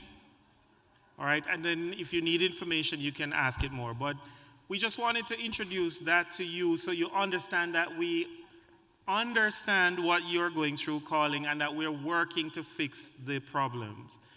And again, I just want to lean back on what the Prime Minister says. We know that there are problems and we're working to fix them. Now, I believe that after the extensive presentation by the PM, we don't have any questions. They just wanted to say, let's go. All right. Okay, so we'll take the first question from the floor, and Ms. Reynolds, the lady in front of you. Good evening, Prime Minister Holness. Should we address everybody? I'm gonna make it fast, yes. Consul General Wilson and Minister Johnson Smith. My name is Shari Linton, Esquire, and I am a Jamaican American. My parents were one of the first people to import goods from Jamaica to South Florida in the early 80s. So we understand the importance of importing goods. I own a tea company and my family currently makes drinks like Roots Drinks and Irish Moss, right? So my question this evening is, with the rapid growth of platforms like Alibaba that makes it easy to import goods from China, how can U.S. businesses connect with Jamaican growers and suppliers to make wholesale and bulk purchases, which can in turn stimulate the Jamaican economy? All right. All right, thank you for that question. Well, there's actually some work that's being done in that regard.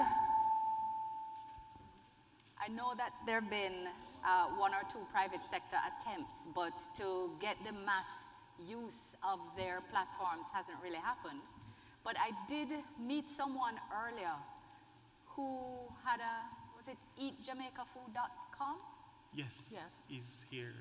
Who is launching a platform to do just that. Perfect. Eatjamaicafood.com. Please, if you're here, please tell me if I'm getting your name right. Eatjamaica.com?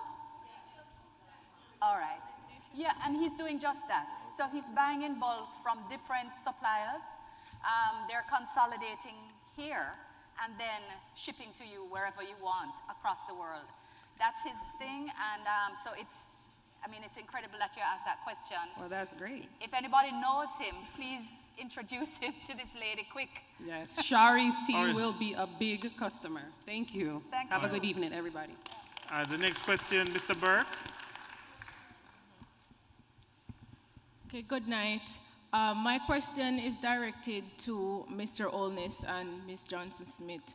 So, as a passionate resident, I would say, of Jamaica, I have been here for a number of years, since I was a teenager. I'm 44 years old now, by the way. What measures are you guys putting in place in the construction industry to ensure that there's proper oversight, a proper oversight body to protect us returning residents?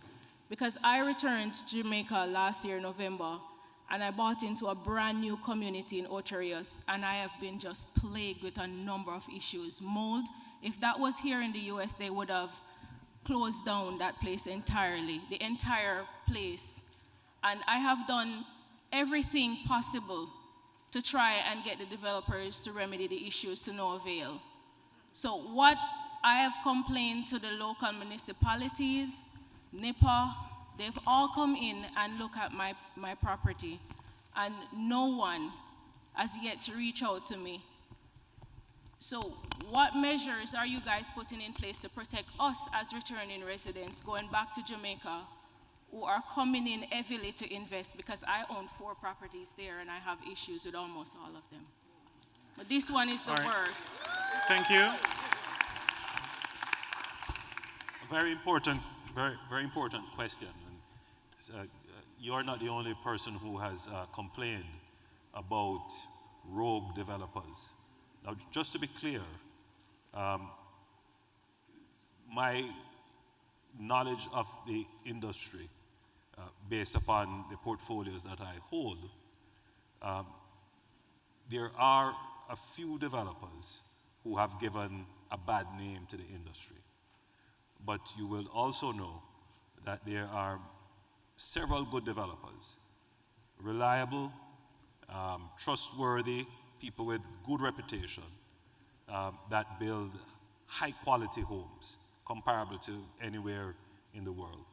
Now, the circumstances that you have mentioned has come to my attention based upon where you've said you have purchased. And what I could do is if you could give your name and contact, I will have a direct look at your circumstances. Thank you, sir. All right, thank you. And just a reminder. Can someone take his contact? Yes, Mr. Burke, can you Just take to be our clear, contact however, information? Sorry, just to be clear, that developer is a private developer. It has nothing to do with any government-sponsored or government-built housing scheme. That's a private developer. All right. Sorry, sir. You'd have to join the line. No, I'm sorry. We have a limited time, so we can't do a follow-up. But take the information. All right, Ms. Burke, Ms. Brown, and just remember, ladies and gentlemen, no, I'm saying take the number.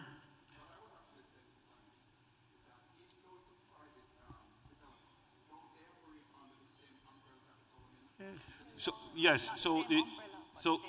remember now, the end product of the home might be, in other words, they may have passed the regulatory scrutiny, but in terms of the finishing, because you mentioned problems like mold and so forth, so clearly they would have to be compliant with health standards and investigations, which are slightly different from the real estate standards. And therefore, what I'm saying is, if I get her number, then I can get the specifics of her situation and direct the appropriate entities to address it. All right. Thank you. And just remember, ladies and gentlemen, keep the questions short. We have a limited time, and we have to go. Ms. Brown? To the Minister and our Prime Minister, thank you for your informative report on the development and growth of our island. My concern, because everybody has a pet peeve, so to speak, we cannot have, we can't have growth and development in so many areas of our country and moving forward unless we also consider the environment. And I've not heard either of you talk about the environmental impact of roads and developing and water and all the things that are really critical to the continued success of our country. Can someone speak to the environment, please? Thank you. And I really appreciate all you've said. Thanks. Very powerful question. Very important one.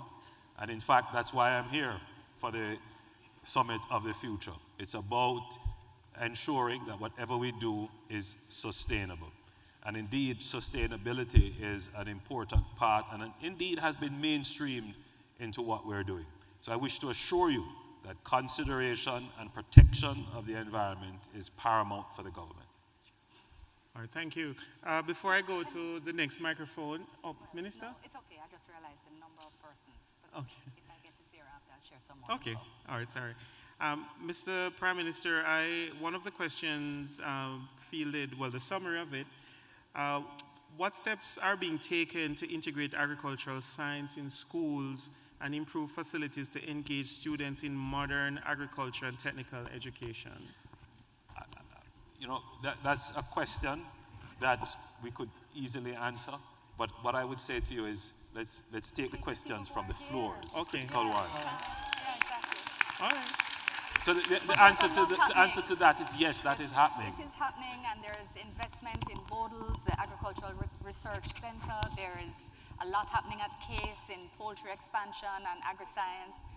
Ebony Park at Hart, etc., has a whole new set of technologically based courses in climate smart technology as well as organics and other good things are happening. But I agree with Prime Minister. All right. Say the people on Mr. Reid?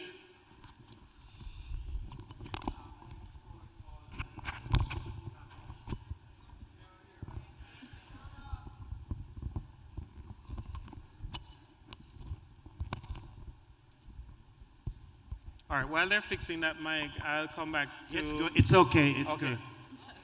Yes, protocol has been established. Now, it's a fact that mental illness has been on the rise, especially amongst young people. What mechanism do you have to combat that? Right, so that's an excellent question. Mental health has been an increasing issue across the world, especially after COVID. And it has been something that in Jamaica, its treatment has been significantly constrained over the years by stigma. So one of the things that the Ministry of Health is doing is actually a campaign to destigmatize mental health. So going into the schools and actually encouraging churches and other partners to speak about the need to get counseling and help if you have a problem. There's also a hotline. There's a hotline for young people in particular, and there are 2 youth hubs. We're rolling out more, working with the UN to roll more out across the island, where young people have a safe space to come and talk about the problems that they're having. But there's also a hotline that deals particularly with people having suicidal thoughts. But there's a general encouragement. There's been a full rehabilitation of Bellevue, which now has a recreational park, and has its standards and beautification have been lifted so that I know you all know about the stigma of Bellevue and Mylon. All of that is gone. It's about trying to ensure that people get the help that they need and they get it how they need it. So I want to encourage you or to assure you that it is something that's very much on our agenda. There's also a high school campaign where we even have wellness benches where persons are encouraged to take a quiet moment to think about challenges and to engage with counselors. So it is a very important issue, and we are working on it, although it is a massive one. Thank you, Minister. Mr. Burke? Okay. Good evening. My name is Alexia. I'm a junior in high school, and I wanted to speak, bring 2 topics to detail, basically hearing what you said about AI being in healthcare and also high employment rates. And I also wanted to speak on behalf of a lot of kids that are my age that have concerns about this. I have been looking to become a neurosurgeon since the age of 4 years old. I went to Jamaica in April recently, and I saw the campus of the University of the West Indies, and I've been looking into that. But after hearing about AI being in healthcare, I was wondering if that wouldn't be considered a possible conflict or a risk that could have due to artificial intelligence being involved in healthcare, which is also involved with life and death situations. I don't think that the intention, and that's a fantastic question, and this is the incredible time in the world in which we are. And we were talking today, as a matter of fact, about how being in spaces where young people come, they always introduce a new area of discussion or a new perspective on matters, which is why it's always so important to have you present. So thank you for your question. We're aware that AI has challenges as well as opportunities. And I think the world is trying to figure out, of course, how best we leverage the opportunities and not be crippled by fear of the challenges. So a lot of the work that's happening now is about international cooperation on these issues. In fact, it's one of the things that PM has called for and will call on the world in respect of again tomorrow. We are aware of the sensitivities, and it may well be that AI is used to take the stress off of people who are answering the phone at hospitals or at critical care places, to move systems that don't require complex decision making in the first iteration. But that's still taking pressure off people working in the healthcare sector. I think there's a lot of steps to be taken.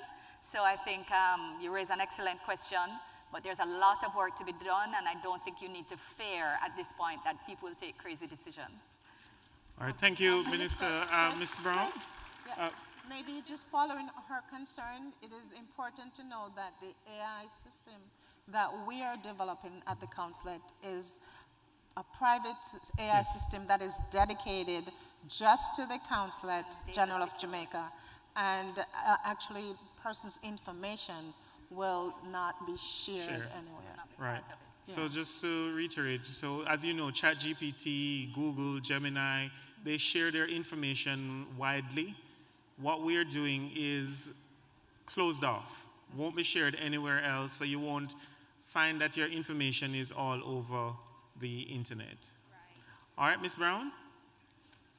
The most honorable Dr.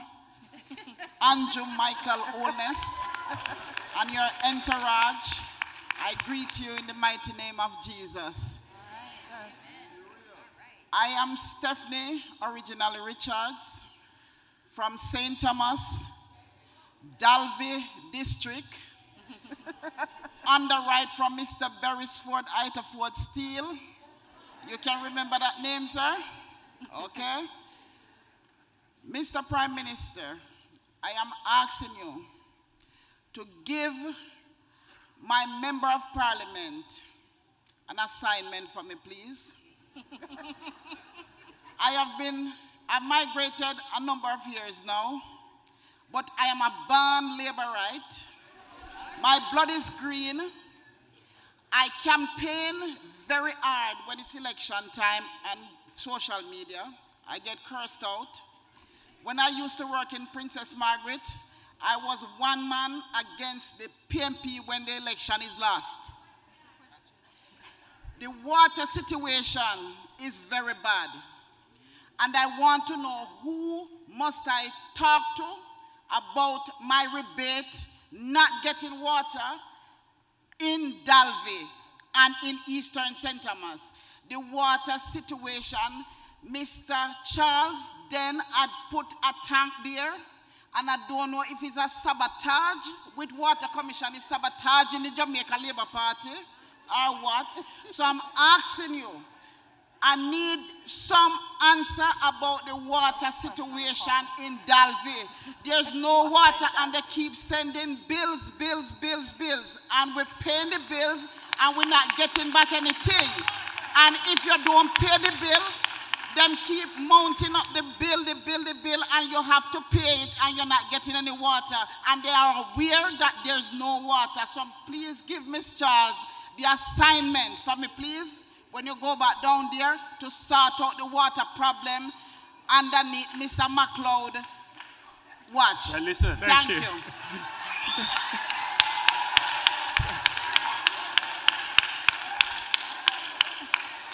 Even if I did not take notes, what you have said is seared in my mind.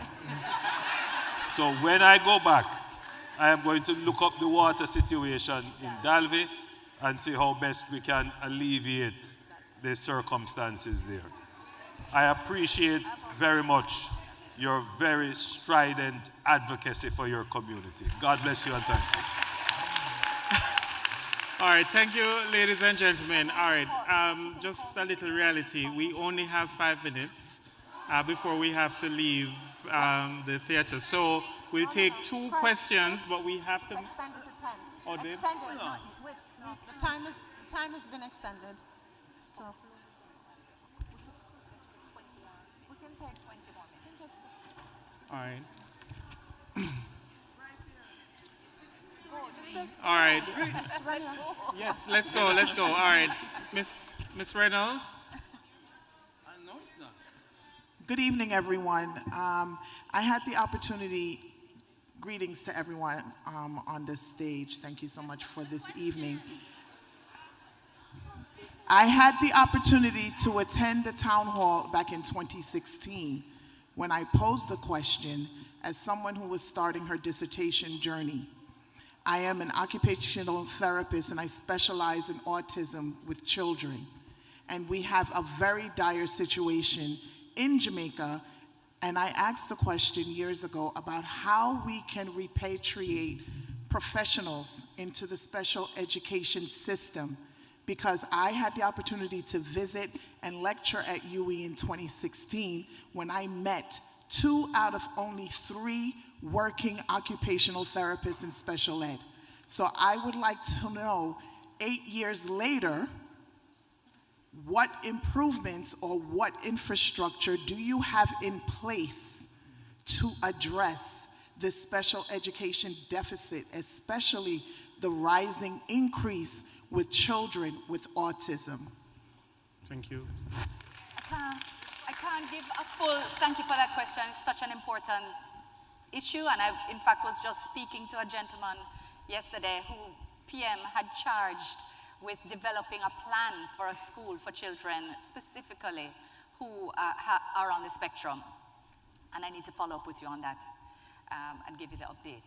But one thing I can say, and I don't have a full update for you, is that there's now an occupational therapeutic center at Maxfield, on the property of Maxfield Children's Home, but it's not only closed to that home.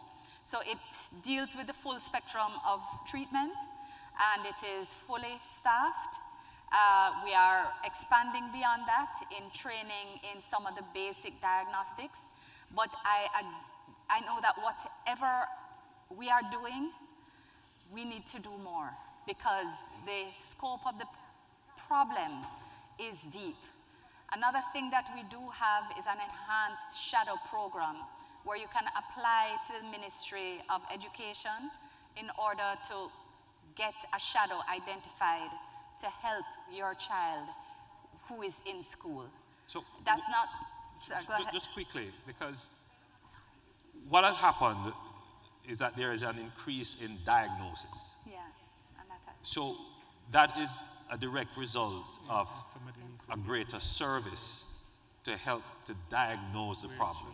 So in the last decade, the awareness of children who are on the spectrum has increased in the society, and the ability to diagnose has increased, so too the ability to treat. And what the government has done is to increase its budget. So now, children who are diagnosed can get, in some instances, full support, totally, for fees and treatment.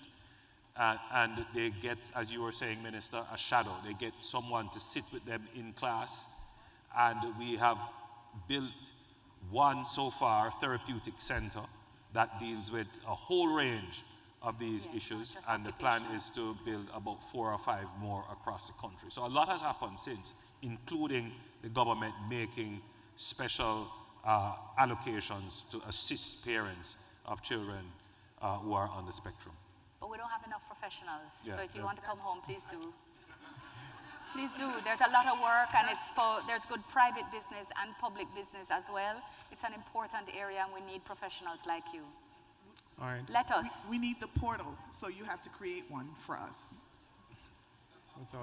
All right, thank you, PM, thank you, Minister. All right, there's a lady in a wheelchair at the back, and she had a question. Mr. Burke, are you with her? Yes, I am. Okay. Yes, I am. All right, go ahead. Testing. Can you hear me? Yes, we are. Good evening. I was the first person here at 4:30 p.m. Traveled across the Bronx, so I beg to please ask my question. Bear with me, please. Good evening, Prime Minister Dr. Andrew Holness, Minister Kamina Johnson-Smith, and Consul General Miss Alsion Wilson. Welcome to the Bronx. I did some research, and Jamaican is the dominant Black immigrant culture in New York City. The Borough President's Office says there are some over 300,000 people of Jamaican descent in areas across the city. I am a proud descendant of Jamaican parentage. My late father from St. Mary's and my mother is from Manchester. I have been going to Jamaica since I was in my mother's womb. Excuse me, I'm sorry, but can you get to the Okay, question? I'll get to the point. Yes, The get to point question. is, I love Jamaica so much that during my master's program, I was given information of becoming a citizen of Jamaica. So I received dual citizenship, and I travel to Jamaica every year. Unfortunately, due to gun violence, that's why I'm in a wheelchair, my first worry was, can I travel to Jamaica? And luckily, I was blessed with family and people in the community who renovated the home, and I can travel to Jamaica in my wheelchair. So my question is about the healthcare system. I had an uncle, retired police sergeant, who was in Mandeville Hospital. I had an aunt who was in Kingston Hospital, and the care was detestable. If I asked many Jamaicans here and in Jamaica, and they said, it's the norm. If you don't have money, you suffer, or unfortunately, you die. So my question is, you can have all the innovative healthcare systems. However, how can you make sure that the quality of care is given to the Jamaican community? Thank you.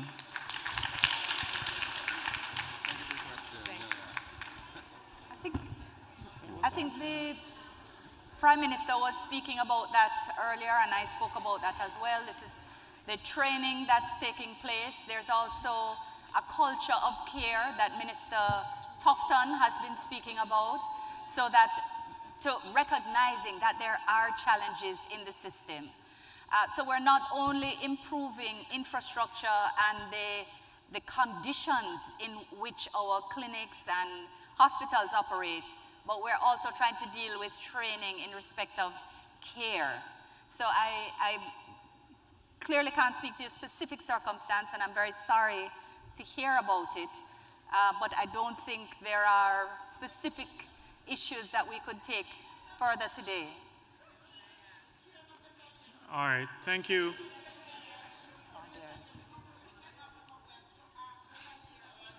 All right, thank you, Mr. Reed. All right, next question. We have to move quickly. Mr. Reed. Good evening to everyone. Good evening, Prime Minister, and your members that is with you. I'm a Jamaican. My name is Oral Dossard. Come from Mandeville. There, my father, Gaston Dossard, right? Question, sir. But, get to the question. Prime Minister, my question to you is this. me's a person who come home very regular, right? This year, me and my kids them the home, right? And we're in which the beach them. We have a big problem with the beach. If you don't stay in a hotel, it come like so we don't have access to the beach. Me there with my youth them, right? And Dump Up Beach, which is Harmony Beach right now, by 5 o'clock them cut off, right? And if them cut off and you don't have a hotel in a Montego Bay, there's nowhere to go to the beach but the one, I think, I remember the name of the Jimmy Cliff Boulevard, right behind the airport there. So, and me feel like a stranger in my own country. When I ask the people to invest, I buy a little house in Mandeville, and it's like me I do an Airbnb. And the problem I have with JPS and cable flow. All right, what's the right? question, sir? So my question to you is, Minister Vaz, he might take on certain things, but I wonder how and what and where you put in place in order to make these companies do better. Because right now, I pay for something when I not get. Right now, my cable is still off. All of my things in my house are smart lock, smart this. And it's like, I don't have no access. I don't have no eyes for my place. All right. You understand? So the Someone question... know the question, 1 minute, sir. No, the question get to the question. How can I? No, I appreciate it. I understand what you're saying. Yeah. Very quickly. No disrespect, I'm sorry. But, forgive me if I move very quickly through yes. cycles through them. So the issue of beaches is a live one. And what the government, the issue, my friend, is not that there aren't any beaches. The issue is that the beaches have to be developed and secured so that people can access them. And what we have been doing, for example, you mentioned Harmony Park. I don't know how many of you have gone to Harmony Park and seen what we have built there. It's a lovely facility. And we're going to be building all around Jamaica access like that. Now, the closing time might be an issue, so I can appreciate what you're saying. I'll look into that to see if you can extend the closing time. But even if you were to have beaches open for whatever time, there is still the issue of security and sanitation and so forth. So we are making investments in our beaches. And I want you to be assured that those investments are all going to be free for public access. In terms of the utilities and the standard of service that they are given, the utilities are regulated independently by the Office of Utilities Regulations. We have noticed, however, that there is a fall off in standards. And we have been putting pressure on the OUR and the utility company themselves, in particular JPS, to improve their standards. You have mentioned the activities of Minister Vaz, who has been very strident with JPS, and we have gotten some results there. We will pay some attention now to the internet companies and the telecommunication companies to ensure that the services that they are mandated to do, they are actually delivering them. Okay. Thank you, PM. All right, so Ms. Brown, we'll come to you, but ladies and gentlemen, we have to wrap up very shortly. But one of the things that I want to ask you to do is we're going to reopen the form that we used to collect the questions before, so that you can send the questions that you have that you're not able to ask of the Prime Minister today. And if you have an email address, put that email address there so that we can share it with OPM, and the Prime Minister's office has committed that they will seek to answer as many of those questions directly to you. All right? So let's move to the next question. You skipped me. Greetings, excuse me, we're going back and forth, so he's next. I think you all need to have a Morant Bay rebellion in here. The Prime Minister didn't come to take questions from all of us. He was just come and filibuster the time. Now, Prime Minister, this is a foreign affairs question to you. All right? Now, I don't have to lecture you on the history of African people in the Western Hemisphere. Why didn't you stop this labor right from filibustering the time? You questioned me about. You didn't stop her? Excuse me, sir. Get to the question, Yes. please. Now, why don't you all have some respect? This is why Jamaica is the way it is. Because you have no respect for yourself. Now, yes, my question to you, Prime Minister, is this. You know the history of Haiti, our family, our African people in Haiti. I don't need to lecture you on that. The history is there. Now, the United States has had its boots on the necks of the African family in Haiti for hundreds of years. The amount of invasion and the massacres that has taken place in Haiti at the hand. I'm leading up to it. The amount of massacres that has been perpetrated on our family in Haiti.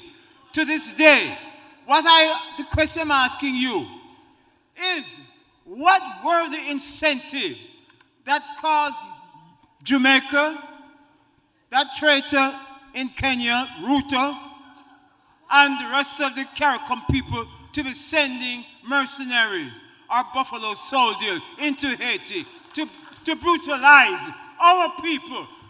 Right? United States don't want to do that dirty work anymore. So they hire out Quislings to go there and to murder and to massacre our race, our people. I want to know, what is the incentive for you leaders to take on such an assignment? That is my question to you.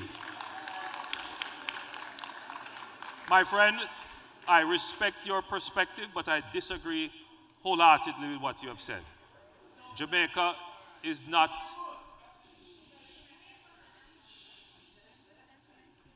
Jamaica is an independent nation, and we are a sovereign country. Let us be clear that we were invited by the government of Haiti.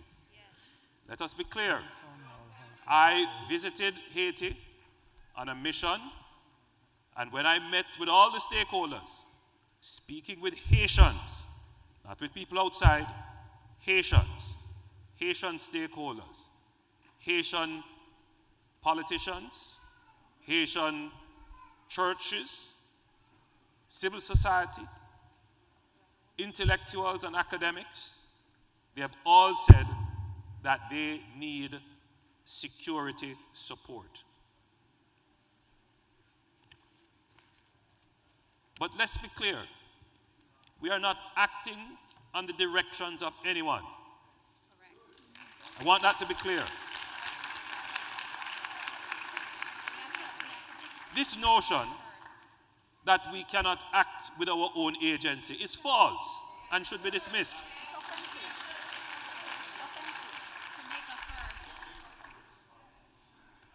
We are sending support to Haiti because we have solidarity with the people of Haiti. They have asked for our support. But let us also be clear that it is in our interest. Guns come into Jamaica from Haiti.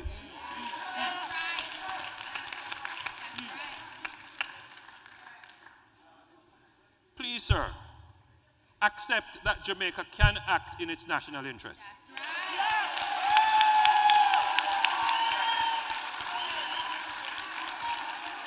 All right.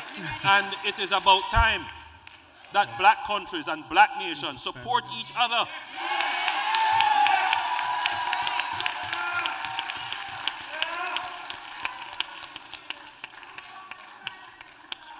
All right. Thank you, Prime Minister. All right, we go to that, Mr. Burke.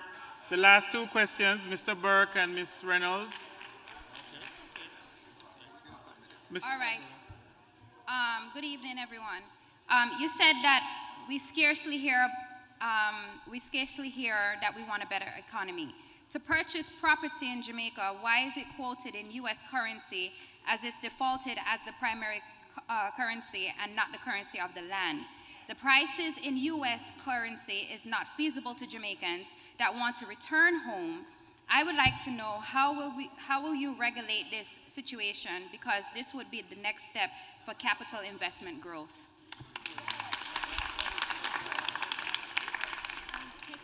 Just to be clear, that for a property to be sold in Jamaica, regardless of whatever price is quoted in US, when it gets to the tax office, the prices are in Jamaican dollars.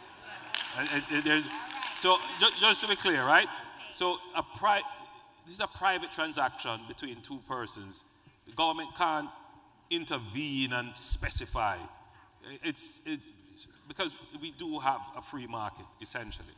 But your underlying point is, why is, property cost so high? Why is the real estate cost so high? And again, I will point this out to you. Because there is great demand. Be frank with you. I give you a respectful of the time. We have built a housing development and we have advertised 500 houses for sale. 26,000 persons sent in applications. There is 100,000 housing deficit in Jamaica. So if you want an industry to invest in Jamaica, real estate and construction, because the demand is there, and not just from Jamaicans, but for Jamaicans living overseas. What we would love is more efficiency in construction, innovation, and technology. So I'm throwing it out. If you want to invest in Jamaica, real estate is the place to invest. All right. Thank you, Mr. Prime Minister. So the last question goes to the lady by Ms. Reynolds. Good evening, ladies and gentlemen. Good evening, Mr. Prime Minister. My name is Kishelle Davis. By profession, I work on Wall Street, and I'm also competing for Miss World America. My question is to expand on your point regarding diversifying the Jamaican economy.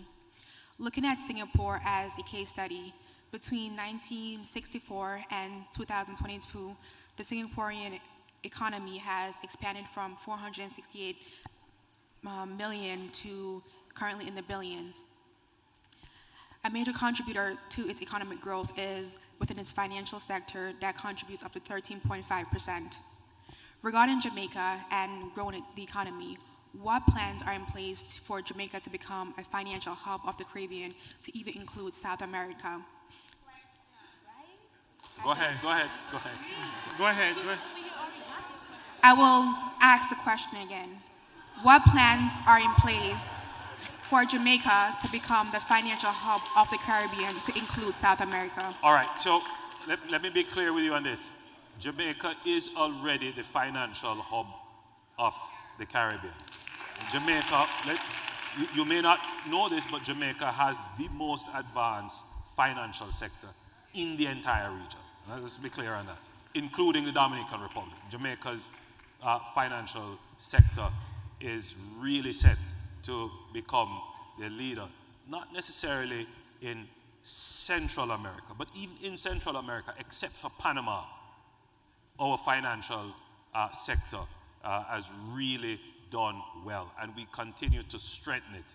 And in fact, our economic stability has lent quite a bit of financial stability to the financial sector. And it is going to become an asset for Jamaica. So my answer to is yes, we are already on that path. All right. Thank you, sir. Thank you so much, and thank you, Mr. Prime Minister. Ladies and gentlemen, unfortunately, we have to exit the building by 10 minutes to 10. We have to exit the building. So please, ladies and gentlemen, if you registered for this town hall, I will share an email with you with the questions, and you can send your email. We'll forward them to OPM and the Prime Minister's office through Minister as well. Can we send to you as well? Send to OPM, just send to one Okay, central so we and will let send them know. all to OPM, and we'll seek to have the answers to your questions. So again, thank you so much for coming. Again, thank you all for coming, and get home safely. And I hope to see you again maybe next year. God bless you all, and thank you. see I take too long for campaign. Any of those body, don't make my old meeting with tear up my passport. No, that's it.